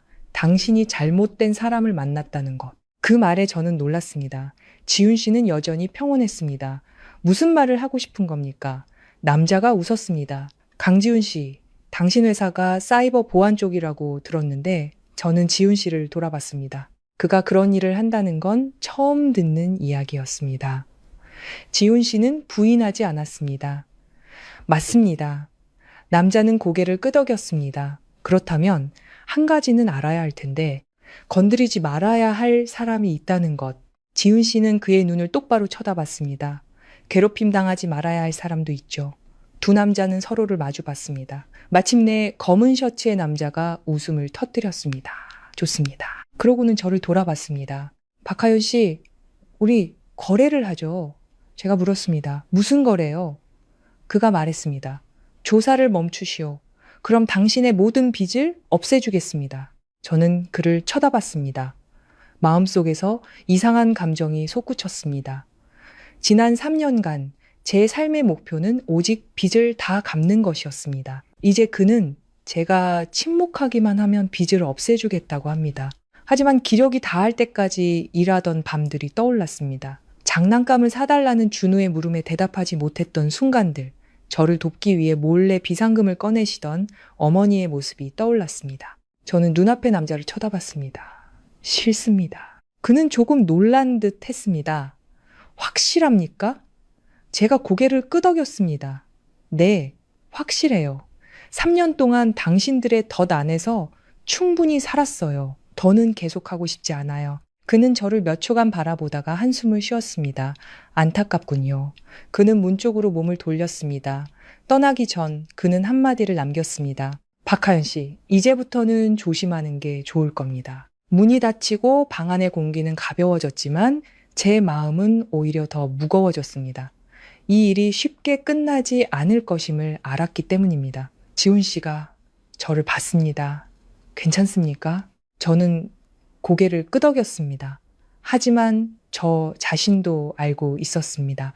이 순간부터 제 삶은 훨씬 더 위험한 단계로 접어들었다라는 것을, 그리고 병원 복도 밖 검은 셔츠의 남자는 나오자마자 휴대폰을 꺼내들었습니다. 그가 짧게 말했습니다. 준비해. 사냥감이 반항하기 시작했다. 병실 문이 닫히자마자 방은 무거운 침묵에 잠겼습니다. 저는 여전히 그 자리에 서 있었습니다. 온몸에 힘이 다 빠져나간 기분이었습니다. 검은 셔츠의 남자 명 회장은 떠났지만 그의 말은 여전히 귓가에 맴돌았습니다. 사냥감이 반항하기 시작했다. 살면서 단 한 번도 제가 다른 사람에게 그런 식으로 불릴 거라고는 생각지 못했습니다. 사냥감이라니. 지난 3년간 저는 남편과 낯선 자들이 파놓은 덫 안에서 살았습니다. 그 생각을 하니 가슴이 다시 욱신거렸습니다. 시어머니가 떨리는 목소리로 물었습니다. 하연아, 방금 그게 다 무슨 소리니? 어머님은 저와 민준을 번갈아 보며 혼란스러운 표정을 지으셨습니다. 저 사람이 한 말이 다 뭐냐고? 민준은 여전히 고개를 숙인 채 이불을 꽉 쥐고 있었습니다. 어머님을 쳐다볼 용기가 없는 듯 했습니다. 제가 한숨을 쉬었습니다. 어머님, 아드님께 직접 물어보세요. 시어머니는 민준에게로 돌아섰습니다. 민준아, 목소리가 떨렸습니다. 네가 정말 하연이를 속인 거니? 민준은 입술을 깨물었습니다. 한참 뒤에야 그가 작게 말했습니다. 선택의 여지가 없었어요. 그 말에 저는 실소를 터뜨렸습니다. 건조한 웃음이었습니다. 선택의 여지가 없었다고? 나를 다 뺀 사람에게 팔아넘겨놓고 그게 할 소리야? 민주는 대답하지 않고 그저 고개를 숙일 뿐이었습니다. 그제야 시어머니도 상황을 파악하신 듯 했습니다. 어머님은 가슴을 부여잡았습니다. 네가 정말 그런 짓을 했단 말이냐? 민주는 여전히 침묵했고 어머님은 떨리는 걸음으로 침대 가까이 다가가 그의 뺨을 내리쳤습니다. 짝 하는 소리가 선명하게 울렸습니다. 이 못된 놈! 어머님은 울음을 터트리셨습니다. 내가 너를 이렇게 키운 게 네 아내를 이렇게 해치라고 키운 줄 알아? 민주는 눈을 감았고 눈가에서 눈물 한 방울이 흘러내렸습니다. 하지만 지금의 저는 그에 대한 어떤 동정심도 느낄 수 없었습니다. 3년 전 비 오는 날 준우를 안고 그 집을 나올 때 그는 말없이 저를 지켜보기만 했습니다. 그 순간 모든 것이 끝났던 겁니다. 지훈 씨가 제 어깨에 가볍게 손을 얹었습니다. 이제 가시죠. 저는 고개를 끄덕였습니다. 더 이상 이곳에 머물러 봐야 의미가 없었습니다. 병실을 나오니 복도의 공기가 조금은 숨통을 트이게 했지만 마음은 여전히 무거웠습니다. 주차장으로 내려와 제가 조심스럽게 물었습니다. 그들이 다음에 뭘 할 것 같으세요? 지훈 씨가 차 문을 열며 말했습니다. 명 회장은 이대로 넘어가지 않을 겁니다. 제가 씁쓸하게 웃었습니다. 제가 잠자코 있질 않았으니까요. 지훈 씨가 고개를 끄덕였습니다. 네, 그의 입장에서 하연 씨는 지금 게임의 규칙을 깨고 있는 겁니다. 저는 제 손을 내려다봤습니다. 3년 동안 충분히 참았어요. 지훈 씨는 저를 쳐다봤습니다. 그의 눈빛은 어느 때보다 진지했습니다. 하지만 이제부터는 정말 조심해야 합니다. 그들은 정상적인 방법으로 움직이는 사람들이 아닙니다. 그의 뜻은 알았지만 더 이상 도망치고 싶지 않았습니다. 막 차에 올라탔을 때 제 휴대폰이 울렸습니다. 어머니였습니다. 제가 즉시 전화를 받았습니다. 엄마. 수화기 넘어 어머니의 목소리가 떨렸습니다. 하연아, 너 지금 어디니? 병원에요. 무슨 일 있어요, 엄마? 어머님이 다급하게 말했습니다. 웬 사람들이 집에 찾아왔었어. 저는 즉시 긴장했습니다. 누구요? 몰라. 남자 2명이 와서 네가 집에 있냐고 묻더라. 심장이 세차게 뛰었습니다. 지금도 거기 있어요? 아니, 네가 일하러 갔다고 하니까 그냥 가더라. 저는 긴 한숨을 내쉬었지만 마음속의 불안감은 더욱 커졌습니다. 그들이 움직이기 시작한 겁니다. 지훈 씨가 저를 봤습니다. 무슨 일입니까? 제가 상황을 설명하자 그는 몇 초간 침묵하더니 말했습니다. 명 회장 쪽 사람들일 겁니다. 제가 물었습니다. 이제 어떻게 해야 하죠? 지훈 씨는 바로 대답하지 않았습니다. 그는 앞 유리를 통해 도로를 바라보며 말했습니다. 우선 집으로 돌아가지 마세요. 저는 놀랐습니다. 집에요? 네, 적어도 며칠간은요. 어머니와 준우가 떠올랐습니다. 하지만 제 아이가. 지훈 씨가 말했습니다. 우리가 가서 모셔오겠습니다. 1시간 후 우리는 아파트로 돌아왔습니다. 제가 먼저 집으로 올라갔습니다. 어머니는 저를 보자마자 안도의 한숨을 내쉬셨습니다. 돌아왔구나. 저는 방을 둘러봤습니다. 준우는요? 자고 있단다. 저는 방으로 들어가 잠든 아들의 모습을 봤습니다. 마음이 저려왔습니다. 저는 침대 옆에 앉아 아들의 머리를 쓰다듬었습니다. 그 순간 한 가지를 분명히 깨달았습니다. 제가 고생하는 건 참을 수 있지만 제 아들이 위험에 처하는 건 절대 용납할 수 없었습니다. 저는 거실로 나와 말했습니다. 엄마, 우리 며칠만 다른 곳으로 옮겨야 할 것 같아요. 어머니는 놀라셨습니다. 어디로? 제가 지훈 씨를 쳐다보자 그가 말했습니다. 저희 집으로 가시죠. 어머니는 망설이셨습니다. 폐가 되지 않을까. 지훈 씨가 가볍게 웃었습니다. 아닙니다, 어머님. 저희 집에 방 많습니다. 어머니가 저를 쳐다보셨고 제가 고개를 끄덕였습니다. 며칠만요, 엄마. 결국 어머니도 동의하셨습니다. 그날 오후 우리는 간단한 옷가지를 챙겼습니다. 준우는 신이 났습니다. 엄마, 우리 놀러 가는 거야? 제가 아들의 머리를 쓰다듬었습니다. 며칠 놀러 갔다 오자. 아이는 눈이 휘어지도록 웃었습니다. 그 미소를 보니 기쁘면서도 가슴이 아팠습니다. 이런 일만 없었더라면 아이의 어린 시절은 훨씬 더 평온했을 텐데 차는 조용한 교회의 한 빌라 단지 앞에 멈췄습니다. 저는 놀랐습니다. 여기 사세요? 지훈 씨가 고개를 끄덕였습니다. 작은 정원이 딸린 2층짜리 넓은 집이었습니다. 어머니가 주위를 둘러보셨습니다. 집이 참 좋구나. 지훈 씨가 웃었습니다. 편하게 지내세요. 집에 들어온 지 얼마 되지 않아 지훈 씨의 휴대폰이 울렸습니다. 그는 화면을 보더니 표정이 미세하게 변했습니다. 제가 물었습니다. 무슨 일이에요? 지훈 씨는 몇 초간 침묵하더니 말했습니다. 회사에서 연락이 왔습니다. 하연 씨의 개인정보가 해킹당하고 있습니다. 저는 숨이 또 섰습니다. 그게 무슨 뜻이죠? 누군가 하연 씨의 정보를 캐고 있다는 뜻입니다. 등골이 서늘해졌습니다. 명 회장. 지훈 씨가 고개를 끄덕였습니다. 아마도요. 저는 주먹을 꽉 쥐었습니다. 그가 원하는 게 뭘까요? 지훈 씨는 저를 쳐다보며 눈을 내리깔았습니다. 하연 씨가 어디까지 알고 있는지 확인하려는 걸 겁니다. 저는 그 자리에 서 있었습니다. 불길한 예감이 온몸을 감쌌습니다. 이 싸움이 얼마나 길어질지는 모르겠지만 저는 이미 발을 들였고 더 이상 돌아갈 수 없다라는 것을 알았습니다. 같은 시각, 도심의 한 어두운 사무실에서 명 회장이 컴퓨터 화면 앞에 앉아 있었습니다.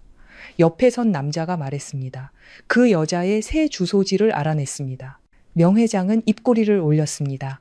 서두를 것 없어 그는 담배 연기를 내뿜었습니다. 사냥감이 좀 더 뛰게 둬야지. 지훈 씨 집에서의 첫날 밤, 저는 거의 잠을 이루지 못했습니다. 넓고 조용한 방, 창문 너머로는 작은 정원이 보였습니다. 모든 것이 깨끗하고 정돈되어 있었죠. 지난 3년간 세 식구가 살았던 비좁은 월세방과는 완전히 달랐습니다. 하지만 주변이 고요할수록 머릿속은 더 복잡해졌습니다.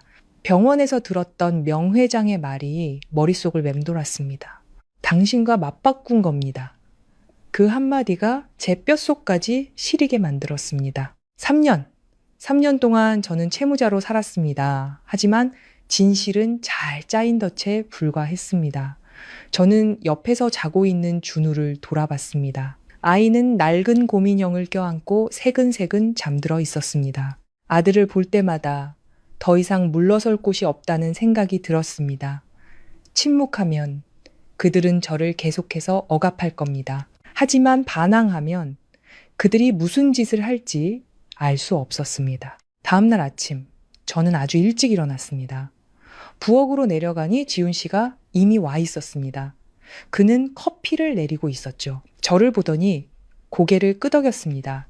일찍 일어나셨네요. 제가 희미하게 웃었습니다. 습관이 돼서요. 3년간 투잡을 뛰면서 늦잠이라는 습관은 거의 잊어버렸습니다. 지훈 씨는 제게 따뜻한 물 한 잔을 건넸습니다. 드세요. 컵을 쥐자 따스한 온기가 손으로 전해졌습니다. 잠시 후 제가 물었습니다. 지훈 씨, 무섭지 않으세요? 지훈 씨가 저를 쳐다봤습니다. 뭐가요? 제가 지훈 씨를 아주 골치 아픈 일에 끌어들였잖아요. 지훈 씨가 웃었습니다. 제가 골치 아픈 일을 겪어보지 않은 사람처럼 보이십니까? 저는 무슨 말을 해야 할지 몰랐습니다. 이 집, 그의 차, 은행 직원과의 대화. 그가 평범한 사람이 아니라는 건 알았지만 정확히 누구인지는 알 수 없었습니다. 지훈 씨는 제 생각을 읽은 듯 했습니다. 그는 커피잔을 내려놓았습니다. 묻고 싶은 게 있으면 그냥 물어보세요. 저는 잠시 망설였습니다.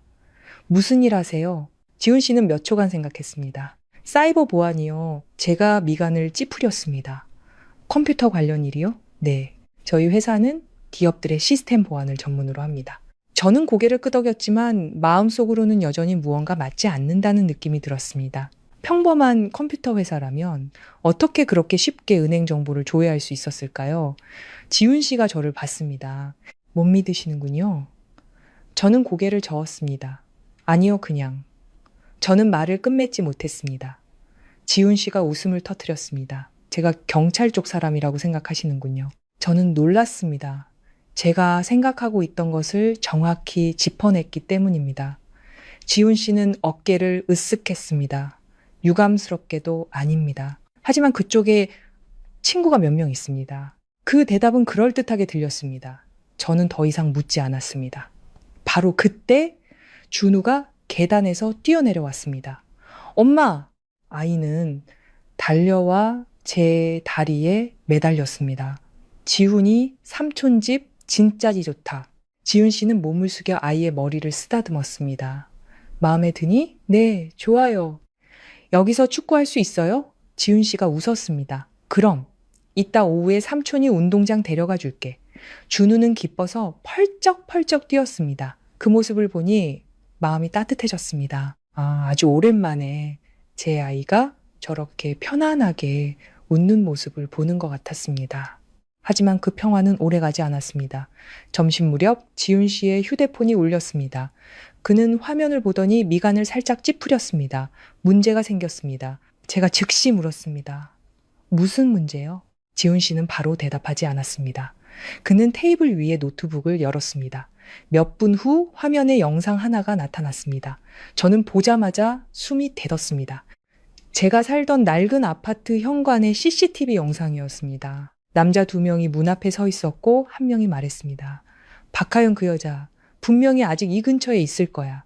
다른 한 명이 대답했습니다. 형님이 무조건 찾아내라고 하셨어. 심장이 세차게 뛰었습니다. 그들이 아직도 저를 찾고 있었습니다. 지훈 씨는 영상을 껐습니다. 명회장 사람들입니다. 제가 물었습니다. 이 영상은 어디서 구하신 거예요? 지훈 씨가 말했습니다. 어제 제가 그 아파트 CCTV 시스템을 다시 설정해뒀습니다. 저는 그를 쳐다봤습니다. 언제부터요? 병원에서 명회장을 만난 직후예요. 저는 침묵했습니다. 그는 이미 대비하고 있었던 겁니다.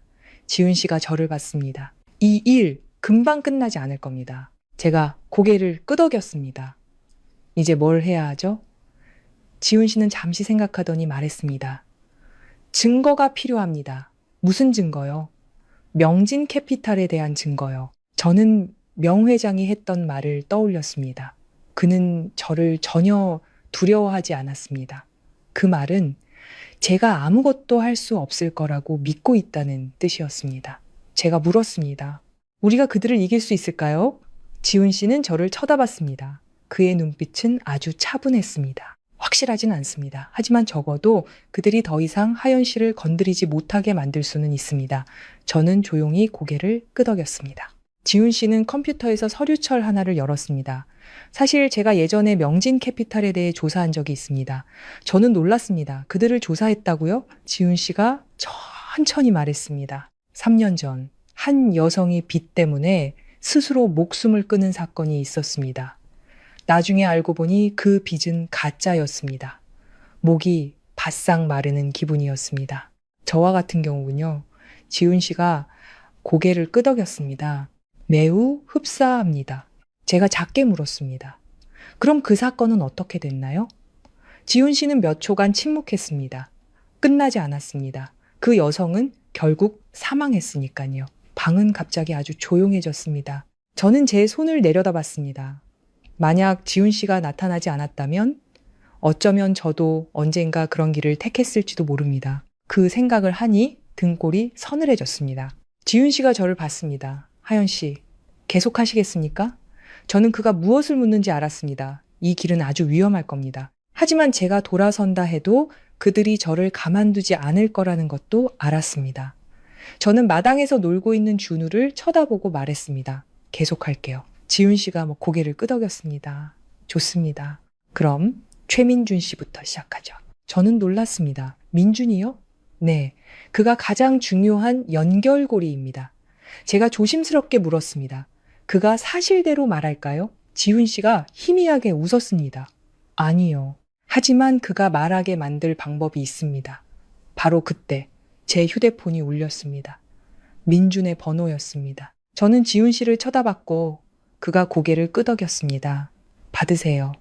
제가 전화를 받았습니다. 수화기 넘어 민준의 목소리는 아주 다급했습니다. 하연아, 너 지금 어디야? 저는 대답하지 않았습니다. 민준이 말을 이었습니다. 내 말 들어야 해. 명 회장이 너 찾고 있어. 제가 차갑게 말했습니다. 날 걱정해 주는 거야? 민준은 잠시 말이 없다가 저를 놀라게 하는 한마디를 했습니다.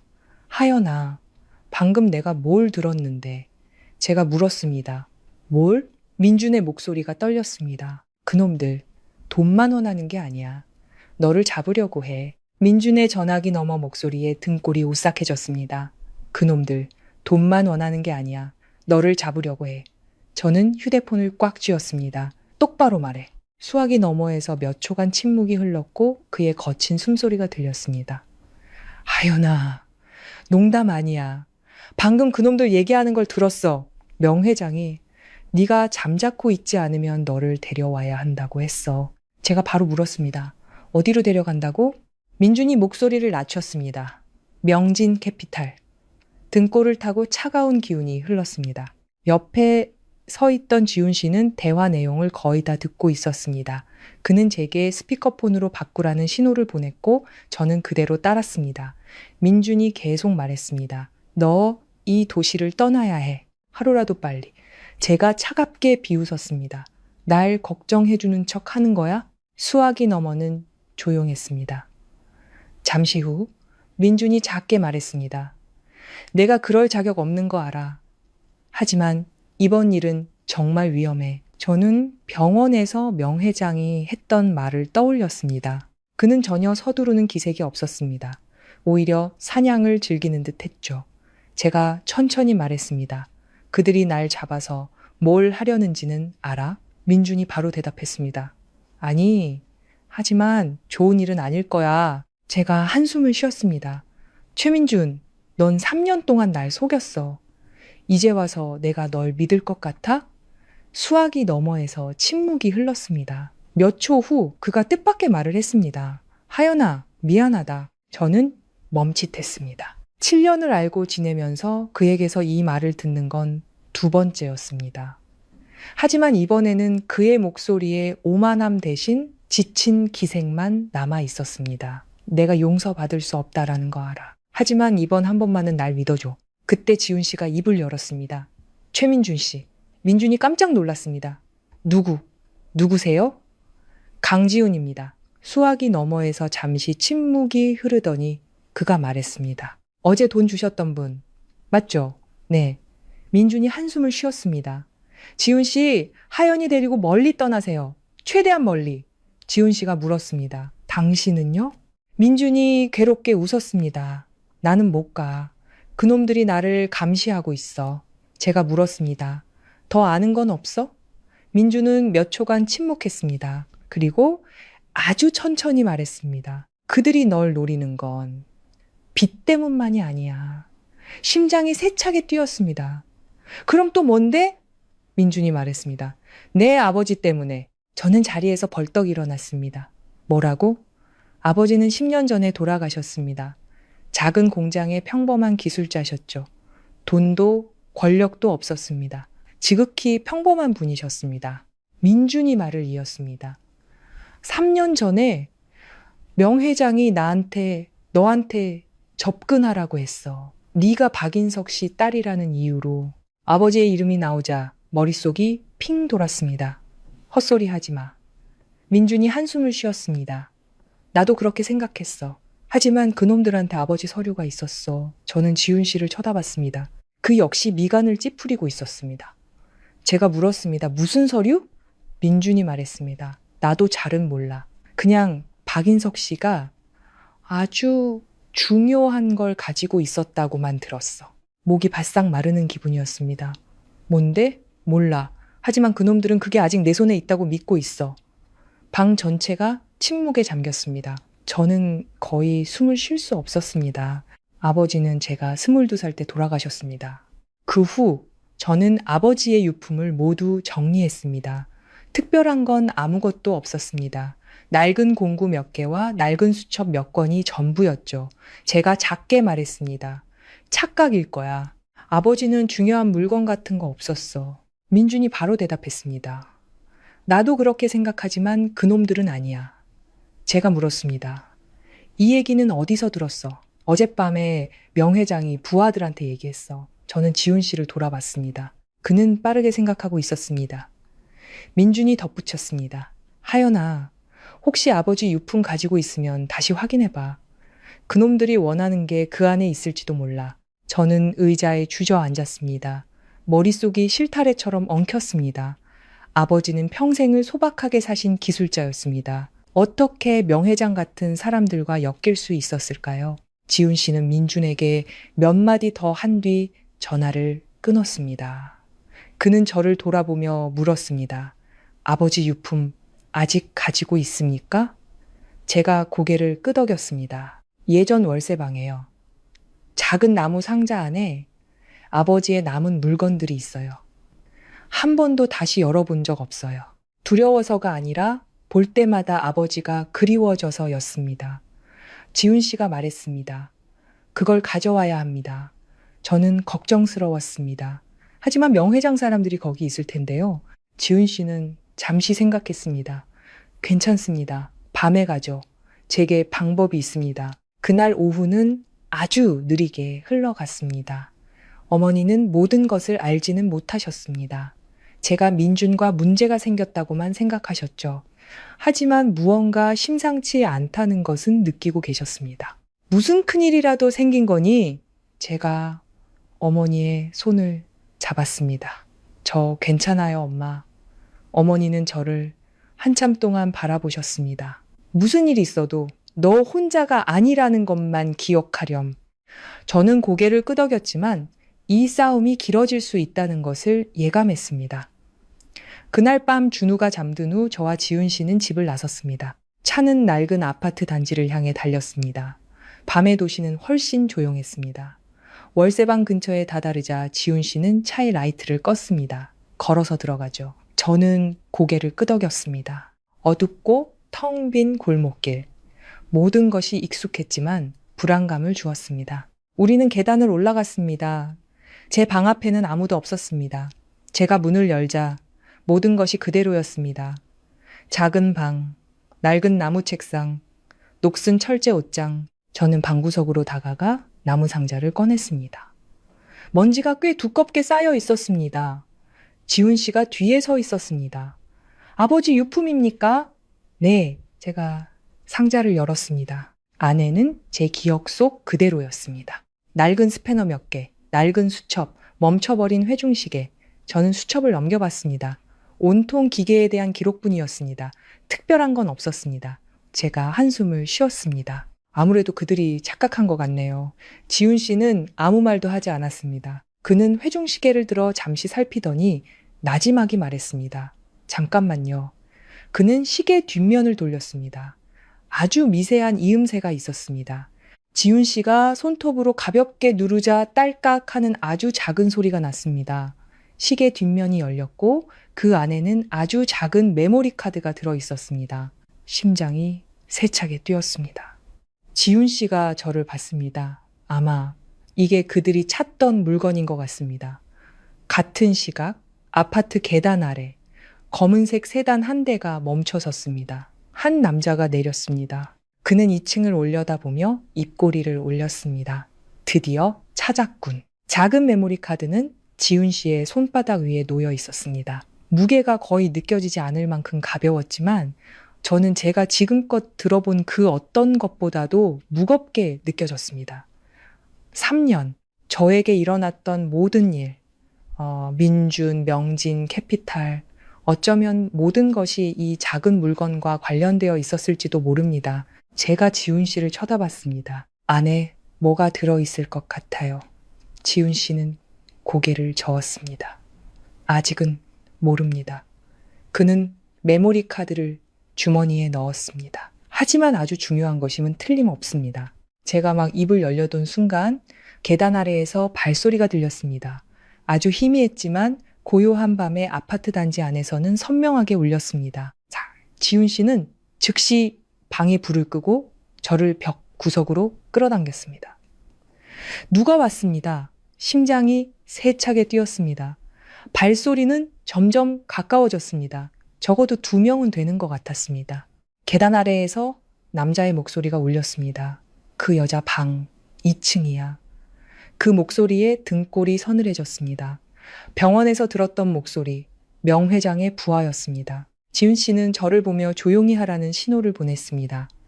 발소리는 우리 방 앞에서 멈췄고 누군가 문고리를 돌려보았습니다. 다행히 제가 방금 잠가둔 상태였습니다. 밖에서 누군가 나지막이 욕을 했습니다. 잠겼잖아, 다른 사람이 말했습니다. 아직 안 돌아왔나 보네. 첫 번째 남자가 대답했습니다. 형님이 확인해 보라고 하셨어. 저는 숨을 죽였습니다. 지윤 씨는 아주 가까이 서서 제 어깨에 가볍게 손을 얹어 저를 안심시켰습니다. 잠시 후 밖에 사람들은 다시 한번 문고리를 돌려보더니 이내 떠나갔습니다. 발소리가 멀어지자 저는 긴 한숨을 내쉬었습니다. 다리에 힘이 풀렸습니다. 만약 그들이 들어왔다면 무슨 일이 일어났을지 상상하고 싶지도 않았습니다. 지훈 씨는 다시 불을 켰습니다. 지금 바로 나가야 합니다. 저는 고개를 끄덕였습니다. 우리는 방을 나와 빠르게 계단을 내려갔습니다. 다행히 그 두 남자는 이미 떠난 후였습니다. 지훈 씨의 차는 골목 어귀에 그대로 있었습니다. 차에 올라타고 나서야 심장이 겨우 진정되는 것 같았습니다. 차는 낡은 동네를 벗어나 밤의 도로로 합류했습니다. 제가 지훈 씨를 쳐다봤습니다. 컴퓨터 있으세요? 네, 집에 있습니다. 돌아가서 바로 확인해 보죠. 돌아오는 길에 저는 아무 말도 하지 않았습니다. 머릿속에는 오직 하나의 질문만 맴돌았습니다. 아버지는 대체 무엇을 남기신 걸까? 아버지는 제가 아직 어릴 때 심장병으로 돌아가셨습니다. 그때 저는 아버지를 평범한 기술자라고만 생각했습니다. 하지만 이제 보니 저는 아버지를 전혀 이해하지 못하고 있었을지도 모릅니다. 집에 도착하니 밤 11시가 거의 다 되었습니다. 어머니와 준우는 이미 잠들어 있었습니다. 지훈 씨는 저를 그의 서재로 안내했습니다. 꽤 넓은 방이었습니다. 책상 위에는 컴퓨터 모니터가 3대나 놓여 있었습니다. 그는 메모리 카드를 리더기에 꽂았습니다. 저는 그의 등 뒤에 서서 손을 꽉 쥐었습니다. 화면이 밝아졌습니다. 안에는 단 하나의 폴더가 있었습니다. 폴더 이름은 인석. 저는 멈칫했습니다. 아버지의 이름이었습니다. 지훈 씨는 폴더를 열었습니다. 안에는 몇 개의 영상 파일과 텍스트 파일 하나가 있었습니다. 그가 첫 번째 영상을 열었습니다. 화면에 익숙한 모습이 나타났습니다. 작은 방, 낡은 나무 책상, 그리고 제 아버지, 목이 메어왔습니다. 아버지가 직접 찍으신 영상이었습니다. 그는 카메라를 보며 아주 진지한 눈빛으로 말했습니다. 하연아, 내 딸. 그 한마디를 듣자마자 눈시울이 붉어졌습니다. 지훈 씨는 조용히 아무 말도 하지 않았습니다. 영상은 계속되었습니다. 만약 네가 이 영상을 보고 있다면 누군가 너를 찾아갔다는 뜻이겠지. 심장이 옥죄어 오는 것 같았습니다. 그때 내가 살아있을지 어떨지는 모르겠지만 이걸 남겨둬야만 했다. 아버지는 한숨을 쉬셨습니다. 12년 전 나는 한 금융회사에서 일했단다. 그때는 그들이 무슨 짓을 하는지 몰랐어. 그걸 알게 되기 전까지는 아버지의 목소리가 느려졌습니다. 그들은 가짜 빚을 만들어내는 걸 전문으로 했지. 저와 지훈 씨는 서로를 쳐다봤습니다. 지금 저에게 일어나고 있는 일과 정확히 일치했습니다. 영상은 계속되었습니다. 그 회사 이름은 명진 캐피탈이었다. 온몸의 피가 차갑게 식는 것 같았습니다. 바로 그들이었습니다. 아버지가 말을 이었습니다. 나는 그들의 모든 데이터를 복사해뒀다. 피해자 명단, 가짜 계약서, 모든 것이 이 메모리 카드 안에 들어있어. 저는 화면을 쳐다봤습니다. 심장이 세차게 뛰었습니다. 아버지가 말을 이었습니다. 경찰에 넘기려고 했는데 그 전에 그들이 눈치채고 말았다. 아버지의 마지막 날들이 떠올랐습니다. 그는 항상 불안해하셨고 가끔 문을 여러 번 확인하기도 하셨습니다. 그때는 그저 업무 스트레스 때문이라고 생각했는데 이제야 알 것 같았습니다. 아버지는 두려워하고 계셨던 겁니다. 영상이 거의 끝나갈 무렵 아버지는 카메라를 똑바로 쳐다봤습니다. 만약 그들이 너를 찾아오면 이 메모리 카드를 믿을 만한 사람에게 주렴. 절대로 혼자서 맞서지 마라. 너를 이런 일에 끌어들여서 미안하다. 영상이 멈추고 방은 조용해졌습니다. 저는 제가 언제부터 울고 있었는지도 몰랐습니다. 지훈 씨가 제게 휴지를 건넸습니다. 괜찮습니까? 저는 고개를 끄덕였지만 목소리는 떨렸습니다. 아버지는 모든 걸 알고 계셨어요. 지훈 씨가 작게 말했습니다. 당신을 지키고 싶으셨던 겁니다. 저는 눈물을 닦았습니다. 하지만 결국 그들이 저를 찾아왔어요. 지훈 씨는 남은 텍스트 파일을 열었습니다. 안에는 수백 명의 이름이 적힌 명단이 있었습니다. 가짜 빚에 덫에 걸린 사람들. 그 중에는 제 이름도 있었습니다. 파일 생성일. 3년 전 지훈 씨가 저를 봤습니다. 보이시죠? 이 일은 아주 오래전부터 준비된 겁니다. 저는 주먹을 꽉 쥐었습니다. 이걸 경찰에 넘겨야 해요. 지훈 씨가 고개를 끄덕였습니다. 네. 하지만 바로 그때 그의 휴대폰이 울렸습니다. 그는 화면을 보더니 표정이 즉시 변했습니다. 제가 물었습니다. 무슨 일이에요? 지훈 씨가 천천히 말했습니다. 그들이 알았습니다. 뭘요? 메모리 카드가 우리 손에 있다는 걸요. 심장이 긋는 것 같았습니다. 확실해요? 지훈 씨는 노트북 화면을 제 쪽으로 돌렸습니다. 그의 집 대문 앞을 비추는 CCTV 영상이었습니다. 화면에는 검은색 세단 한 대가 멈춰서 있었습니다. 차에서 명 회장이 내렸습니다. 그는 카메라를 똑바로 쳐다보더니 미소 지었습니다. 집 대문 앞 CCTV 화면은 여전히 밝았습니다. 마당에 조명이 비치며 대문 바로 앞에 주차된 검은색 세단을 선명하게 보여주었습니다. 차문이 천천히 열리고 명 회장이 내렸습니다. 그는 어두운 색 셔츠를 입고 손에는 담배를 들고 있었습니다. 마치 오랜 친구 집에 방문하는 것처럼 여유로운 태도였죠. 무언가를 쫓는 사람의 모습과는 거리가 멀었습니다. 하지만 그가 고개를 들어 카메라를 똑바로 쳐다보는 순간 그 눈빛에 등골이 오싹해졌습니다. 그는 우리가 보고 있다는 것을 알고 있었습니다. 저는 무의식적으로 주먹을 꽉 쥐었습니다. 그가 정말 왔어요.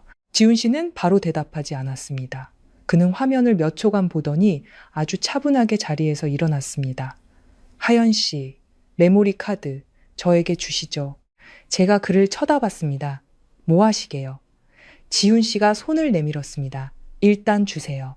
저는 책상 위에 메모리 카드를 그에게 건넸습니다. 지훈 씨는 그것을 작은 장치에 꽂아 데이터를 하드 드라이브로 빠르게 복사했습니다. 1분도 채 걸리지 않았습니다. 그러고 나서 그는 카드를 빼서 자신의 주머니에 넣었습니다. 왜 삭제하지 않으세요? 제가 물었습니다. 지훈 씨는 고개를 저었습니다. 증거는 보관해야 합니다. 하지만 그들이 뺏어가면요? 지훈 씨는 저를 쳐다봤습니다. 그의 눈빛은 차분했지만 단호했습니다. 그렇게 두지 않을 겁니다. 제가 더 물어보기도 전에 초인종이 울렸습니다. 아주 평범한 소리였지만 지금 이 분위기에서는 마치 폭풍이 문을 두드리는 소리처럼 들렸습니다. 복도에서 발소리가 들리는 걸 보니 어머니도 깨신 듯 했습니다. 지훈 씨가 작게 말했습니다. 진정하세요. 그리고는 밖으로 나갔습니다. 저는 몇 걸음 뒤에 서 있었습니다. 지훈 씨가 문을 열자 명 회장이 대문 바로 앞에 서 있었습니다. 뒤에는 남자 2명이 더 있었죠. 그가 지훈 씨를 보며 미소 지었습니다. 안녕하십니까? 지훈 씨도 희미하게 웃었습니다. 명 회장님, 두 사람은 마치 오래전부터 아는 사이처럼 대화했습니다. 저는 조금 놀랐습니다. 명 회장은 마당으로 들어서며 저를 흘끗 봤습니다. 박하연 씨, 또 뵙는군요. 저는 대답하지 않았습니다. 그는 집을 둘러보며 말했습니다. 집이 좋군요. 강지훈 씨, 아주 편안하게 사시는 것 같습니다. 지훈 씨가 말했습니다.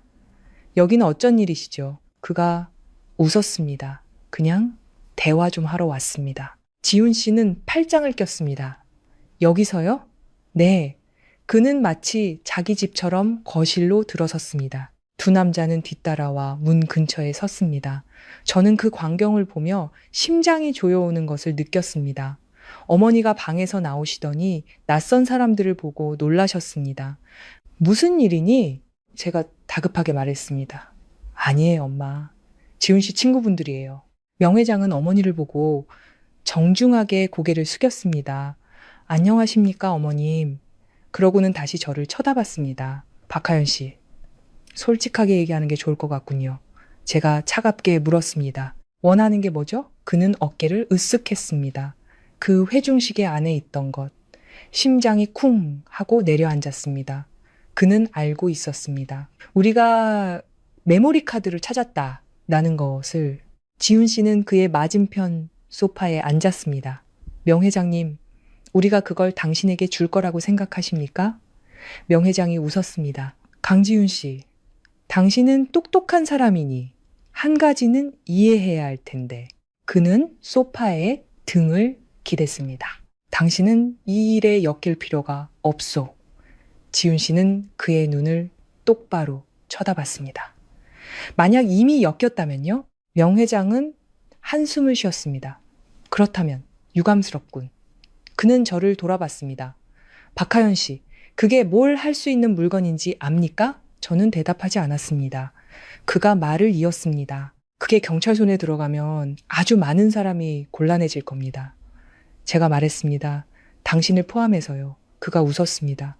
나뿐만이 아니요. 내 위에 있는 분들까지. 방 안의 공기가 갑자기 무거워졌습니다. 지훈 씨가 물었습니다. 지금 협박하는 겁니까? 명 회장은 고개를 저었습니다. 아니요. 사실을 말하는 것뿐. 그는 저를 쳐다봤습니다. 우리가 왜 3년이나 기다렸다가 당신을 찾았다고 생각하시오? 제가 물었습니다. 왜죠? 그가 아주 평온하게 대답했습니다. 전에는 그 메모리 카드가 아직 존재한다는 확신이 없었으니까. 하지만 최근에 누가 나에게 말해주더군. 박인석 씨가 그걸 회중식에 숨겨뒀다고. 저는 멈칫했습니다. 누가요? 명 회장이 웃었습니다.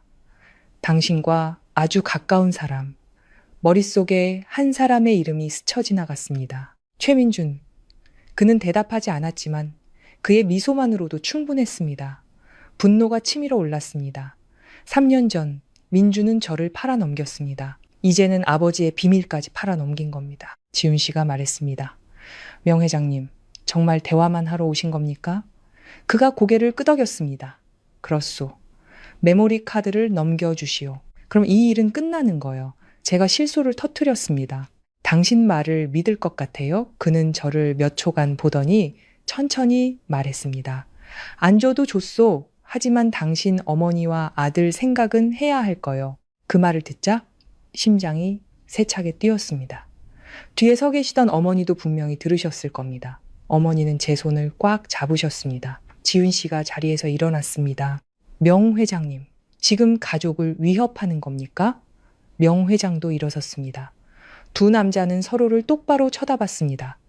몇 초간의 침묵이 흘렀습니다. 그러고 나서 그가 한숨을 쉬었습니다. 좋소.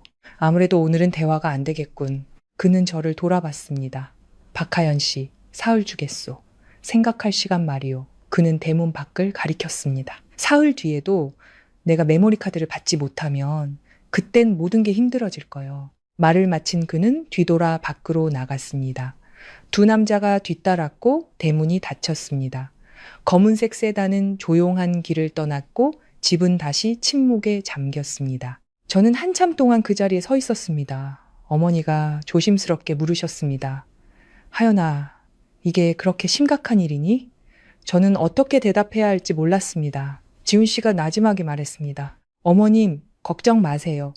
저희가 처리하겠습니다. 하지만 어머니가 방으로 돌아가신 후 제가 지훈 씨를 쳐다봤습니다. 확신하세요? 지훈 씨는 저를 봤습니다. 그의 눈빛은 이전과는 달랐습니다. 더 이상 평온하지 않았습니다. 아니요. 제가 한숨을 쉬었습니다. 그럼 이제 어떡하죠? 지훈 씨는 서재로 돌아갔습니다. 그는 노트북을 열어 메모리 카드 안에 데이터 목록을 쳐다봤습니다. 우리에게 남은 방법은 하나뿐입니다. 무슨 방법이요? 지훈 씨가 천천히 말했습니다. 이 모든 증거를 세상에 공개하는 겁니다. 저는 즉시 이해했습니다. 일단 공개되면 명 회장은 쉽게 손을 쓸 수 없을 겁니다. 하지만 그건 동시에 우리가 진짜 전쟁에 돌입한다는 것을 의미했습니다. 저는 지갑 속 아버지의 사진을 보며 나지막이 말했습니다. 아빠, 모든 것이 이렇게 끝나게 두지 않을게요. 창밖의 밤하늘은 아주 고요했습니다. 하지만 저는 알고 있었습니다. 동이 트기 전 가장 큰 폭풍이 기다리고 있다라는 것을 그날 밤 명 회장이 떠난 후 지훈 씨의 집은 더 이상 이전처럼 고요하지 않았습니다. 겉으로는 모든 것이 그대로였습니다.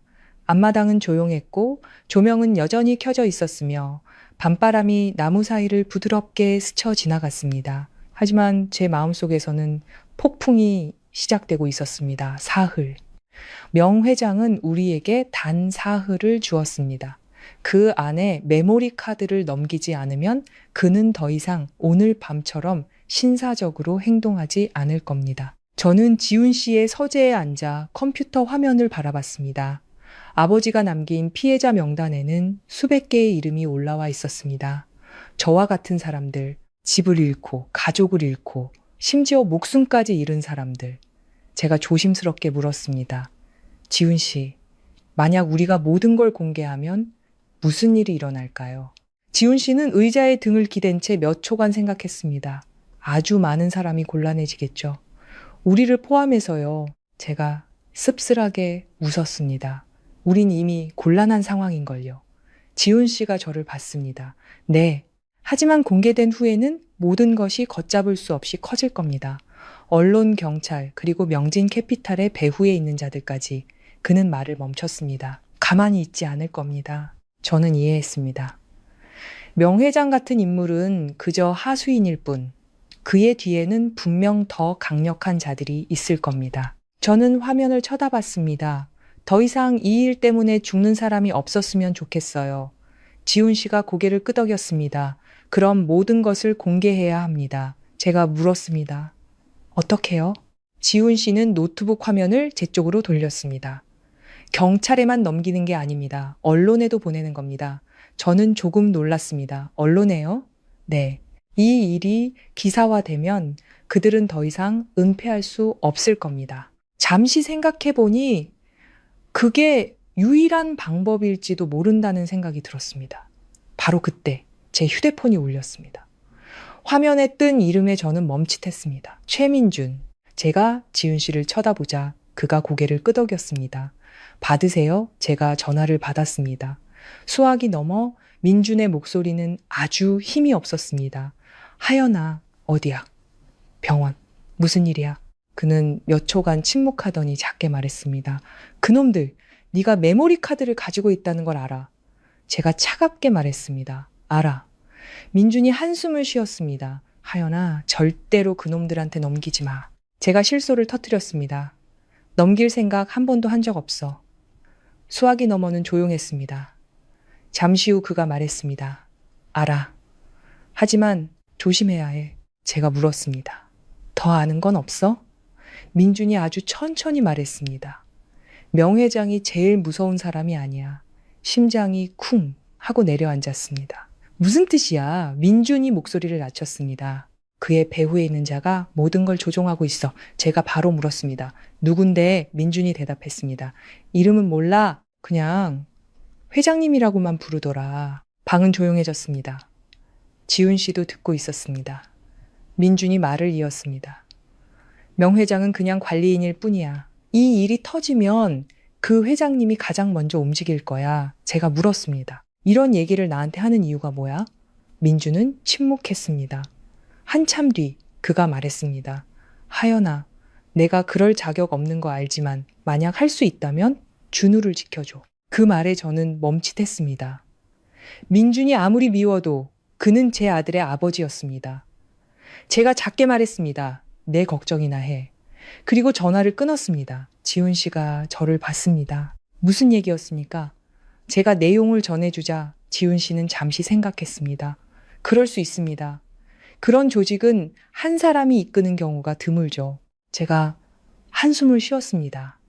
그럼 더 서둘러야겠네요. 지훈 씨가 고개를 끄덕였습니다. 네.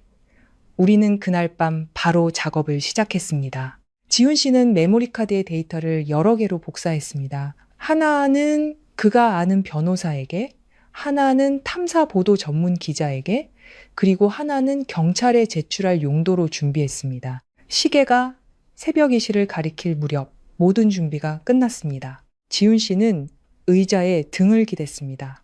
끝났습니다. 저는 화면을 쳐다봤습니다.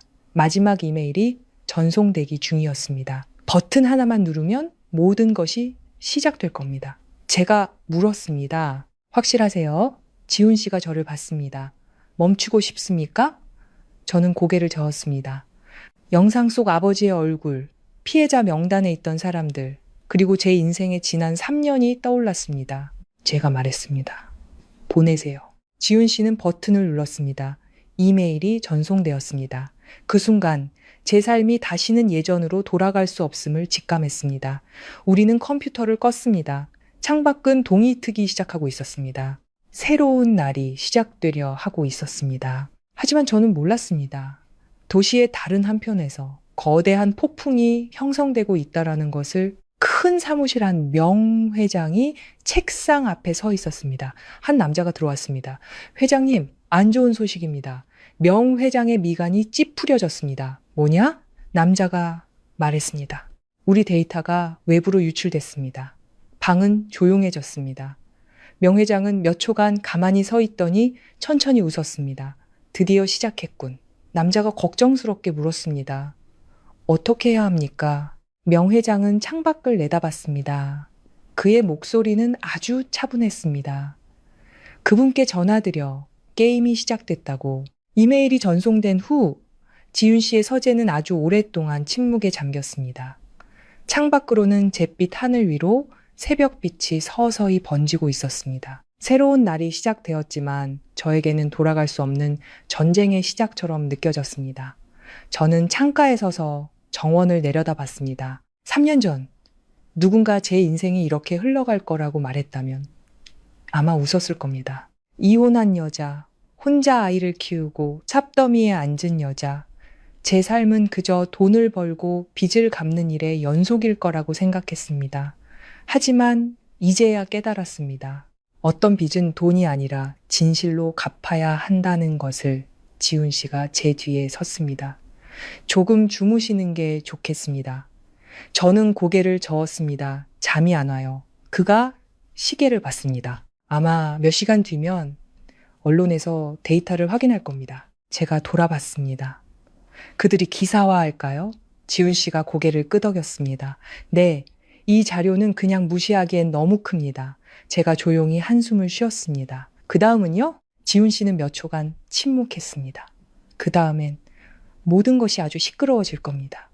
그의 말이 맞았습니다. 불과 3시간이 지난 후 지훈 씨의 휴대폰이 쉴 새 없이 울리기 시작했습니다. 한 기자가 전화했고 또 다른 기자가 전화했습니다. 제 휴대폰을 열었습니다. 첫 번째 뉴스가 이미 떠 있었습니다. 수백억 대 가짜 채무 사기단 적발, 수백 명의 피해자 발생. 첫 기사가 뜨자마자 순식간에 소셜미디어로 퍼져나갔습니다. 피해자 명단, 가짜 계약서, 모든 것이 메모리 카드 속 데이터와 일치했습니다. 저는 화면을 보며 손을 살짝 떨었습니다. 3년 전 아버지가 이 일을 하려 했지만 기회가 없었습니다. 이제 진실이 마침내 세상에 드러난 겁니다. 지훈 씨가 저를 봤습니다. 시작됐습니다. 정말 그랬습니다. 점심때쯤 저는 경찰서로부터 전화를 받았습니다. 데이터에 제 이름과 민준의 이름이 있었기 때문에 저를 만나고 싶어 했습니다. 그날 오후 저와 지훈 씨는 함께 경찰서로 갔습니다. 저는 메모리 카드 원본과 사본을 모두 그들에게 제출했습니다. 수사관들은 한참 동안 자료를 검토했습니다. 한 분이 말했습니다. 이 자료들은 아주 중요합니다. 즉시 전담팀을 꾸리겠습니다. 저는 고개를 끄덕였습니다. 경찰서를 나오자 마음이 조금 가벼워졌지만 이야기는 아직 끝나지 않았습니다. 그날 저녁 또 다른 뉴스가 떴습니다. 명진캐피탈 압수수색. 뉴스 화면에는 명 회장이 사무실에서 끌려 나오는 모습이 실렸습니다. 그는 여전히 평온한 표정이었지만 저는 그의 게임이 끝났다는 것을 알았습니다. 저는 그 사진을 오랫동안 쳐다봤습니다. 통쾌해서가 아니라 마침내 한 가지를 깨달았기 때문입니다. 정의는 때로 더디게 오지만 누군가 용기를 내면 반드시 온다는 것을. 이틀 후 민준이 저에게 전화했습니다. 그의 목소리는 아주 지쳐 있었습니다. 하연아, 나 소환 조사 받았어. 저는 침묵했습니다. 민준이 말을 이었습니다. 전부 다 풀었어. 제가 물었습니다. 뭘? 그가 괴롭게 웃었습니다. 내가 아는 모든 것, 명진캐피탈, 명 회장에 대해서. 저는 아무 말도 하지 않았습니다. 민준이 덧붙였습니다. 하연아, 미안하다. 저는 창밖을 내다봤습니다. 부드러운 바람이 나무 사이를 스쳐 지나갔습니다. 마침내 민준이 말했습니다. 알아. 그리고 전화를 끊었습니다. 앞으로 그가 어떻게 될지는 모릅니다. 아마 자신이 저지른 일에 대한 대가를 치르겠죠? 하지만 그건 그의 선택이었습니다. 일주일 후 삶은 점차 평온을 되찾았습니다. 명진 캐피탈 사건은 매일 뉴스에 나왔습니다. 피해자 명단은 점점 길어졌고 더 많은 사람이 고소에 나섰습니다. 그리고 마침내 회장님의 정체도 드러났습니다.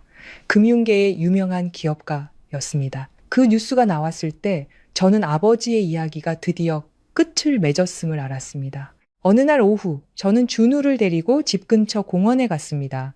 아이는 공을 들고 사방을 뛰어다녔습니다. 엄마, 지훈이 삼촌은 어딨어? 제가 웃었습니다. 삼촌은 일하고 계시지. 준우가 고개를 끄덕였습니다. 나 지훈이 삼촌 좋은데 축구 잘해. 저는 아들을 보며 마음이 가벼워지는 것을 느꼈습니다. 3년 전 저는 모든 것을 잃었다고 생각했습니다. 하지만 사실 저는 여전히 많은 것을 가지고 있었습니다. 가족, 아들, 그리고 저를 기꺼이 도와주는 사람들. 그날 오후 지훈 씨가 공원으로 왔습니다. 그는 제 옆에 서서 준우가 공을 차는 모습을 바라봤습니다. 기분이 어떠세요? 제가 물었습니다. 뭐가요? 모든 일이 끝난 지금요. 저는 잠시 생각했습니다. 가벼워요. 하지만 슬프기도 해요. 지훈 씨는 조금 놀란 듯 했습니다. 슬프다고요? 제가 고개를 끄덕였습니다. 아버지가 살아계셨다면 진실이 밝혀진 걸 보고 아주 기뻐하셨을 테니까요. 지훈 씨는 몇 초간 침묵하더니 작게 말했습니다. 저는 아버님이 알고 계실 거라고 생각합니다. 저는 하늘을 올려다봤습니다. 노을이나무 위로 금빛을 흩뿌리고 있었습니다. 문득 아버지의 영상 속 목소리가 떠올랐습니다. 절대로 혼자서 맞서지 마라. 결국 저는 혼자가 아니었습니다. 저는 지훈 씨를 돌아봤습니다. 고마워요. 지훈 씨가 웃었습니다. 별거 아닙니다. 제가 물었습니다. 이 일에 엮인 거 후회하지 않으세요? 지훈 씨는 잔디밭을 뛰어다니는 준우를 쳐다봤습니다. 아니요. 때로는 올바른 사람을 돕는 것만으로도 충분하니까요. 저녁 바람이 불어왔습니다. 준우가 달려와 저를 껴안았습니다. 엄마, 배고파. 제가 웃음을 터뜨렸습니다. 그럼 집에 가서 밥 먹자. 아이는 제 손을 잡았고 다른 한 손으로는 지훈 씨를 끌었습니다. 지훈이 삼촌도 같이 가. 지훈 씨는 저를 봤고 저는 미소 지었습니다. 우리 셋은 함께 작은 길을 향해 걸었습니다. 앞에는 막 불이 켜지기 시작한 도시에 야경이 펼쳐져 있었습니다. 아주 여러 해 만에 처음으로 제 인생이 정말 다시 시작되고 있다는 것을 느꼈습니다. 이 이야기가 막을 내릴 때 우리에게 남는 것은 단순히 한 사건이 해결되거나 사기단이 검거되었다는 사실만이 아닙니다. 우리를 더 깊이 생각하게 만드는 것은 하연 씨와 같은 평범한 한 사람의 운명입니다. 권력도 돈도 없이 오직 작은 아이와 소박한 산만을 가졌던 한 여성. 그런데 단지 몇몇 사람의 탐욕과 잔인함 때문에 그녀는 3년이라는 긴 시간 동안 덫에 갇혀 살아야 했습니다. 아마 많은 분이 이 이야기를 들으며 내가 저 상황이었다면 과연 맞서 싸울 용기가 있었을까? 라고 자문할 겁니다. 사실 현실에서 모든 사람이 거대한 힘에 맞설 기회나 힘을 가지는 것은 아닙니다. 하지만 이 이야기가 우리에게 상기시키는 중요한 점은 때로 침묵이 잘못된 것에 힘을 실어준다는 것입니다. 하연 씨가 더 이상 두려워하지 않기로 결심했을 때, 타협 대신 진실을 세상에 드러내기로 선택했을 때, 바로 그 순간 그녀의 인생은 바뀌기 시작했습니다. 저는 아주 현실적인 이야기를 하나 덧붙이고 싶습니다. 세상에는 자신의 것이 아닌 빚을 지고 살아가는 사람들이 아주 많습니다. 속아서 혹은 강요당해서 또는 가족을 위해 그 짐을 짊어지는 사람들. 하지만 어떤 상황이든 우리는 평온하게 살 권리가 모든 인간의 기본적인 권리임을 기억해야 합니다. 누구도 다른 사람을 자신의 잔인한 사업을 위한 사냥감으로 만들 권리는 없습니다. 하연 씨의 이야기는 또한 우리에게 가족의 의미를 되새기게 합니다. 인생이 아무리 힘들어도 사람을 다시 일어서게 하는 것은 돈이 아니라 뒤에서 묵묵히 지지해주는 사람들입니다. 작은 아이, 언제나 믿어주는 어머니, 그리고 가장 힘들 때 기꺼이 손을 내밀어주는 친구. 때로는 단 한 사람이라도 당신이 보호받을 가치가 있다고 믿어준다면 당신은 계속 나아갈 힘을 얻게 됩니다. 그리고 아마 이 이야기의 가장 큰 교훈은 용기일 것입니다. 용기는 항상 거창한 행동을 의미하지는 않습니다. 때로는 부당함에 아니요 라고 말하는 것, 자신을 짓눌러온 두려움에서 한 걸음 벗어나는 것만으로도 충분합니다. 만약 이 이야기를 보시면서 자신의 삶의 일부를 발견하셨다면 당신은 결코 혼자가 아니라는 것을 기억하십시오. 세상에는 여전히 좋은 사람들이 많고 어둠 밖으로 나아갈 길은 분명히 존재합니다. 끝까지 이 이야기를 인내심 있게 지켜봐 주셔서 감사합니다. 이 이야기가 의미 있었다고 생각하신다면 다른 많은 분도 함께 생각할 수 있도록 공유해 주십시오. 그리고 저희 채널을 구독하셔서 앞으로도 함께 삶의 이야기, 인생의 교훈, 그리고 우리 자신과 삶을 더 깊이 이해하게 만드는 순간들을 계속해서 나눌 수 있기를 바랍니다. 황혼의 이야기, 다음 이야기에서 다시 뵙겠습니다.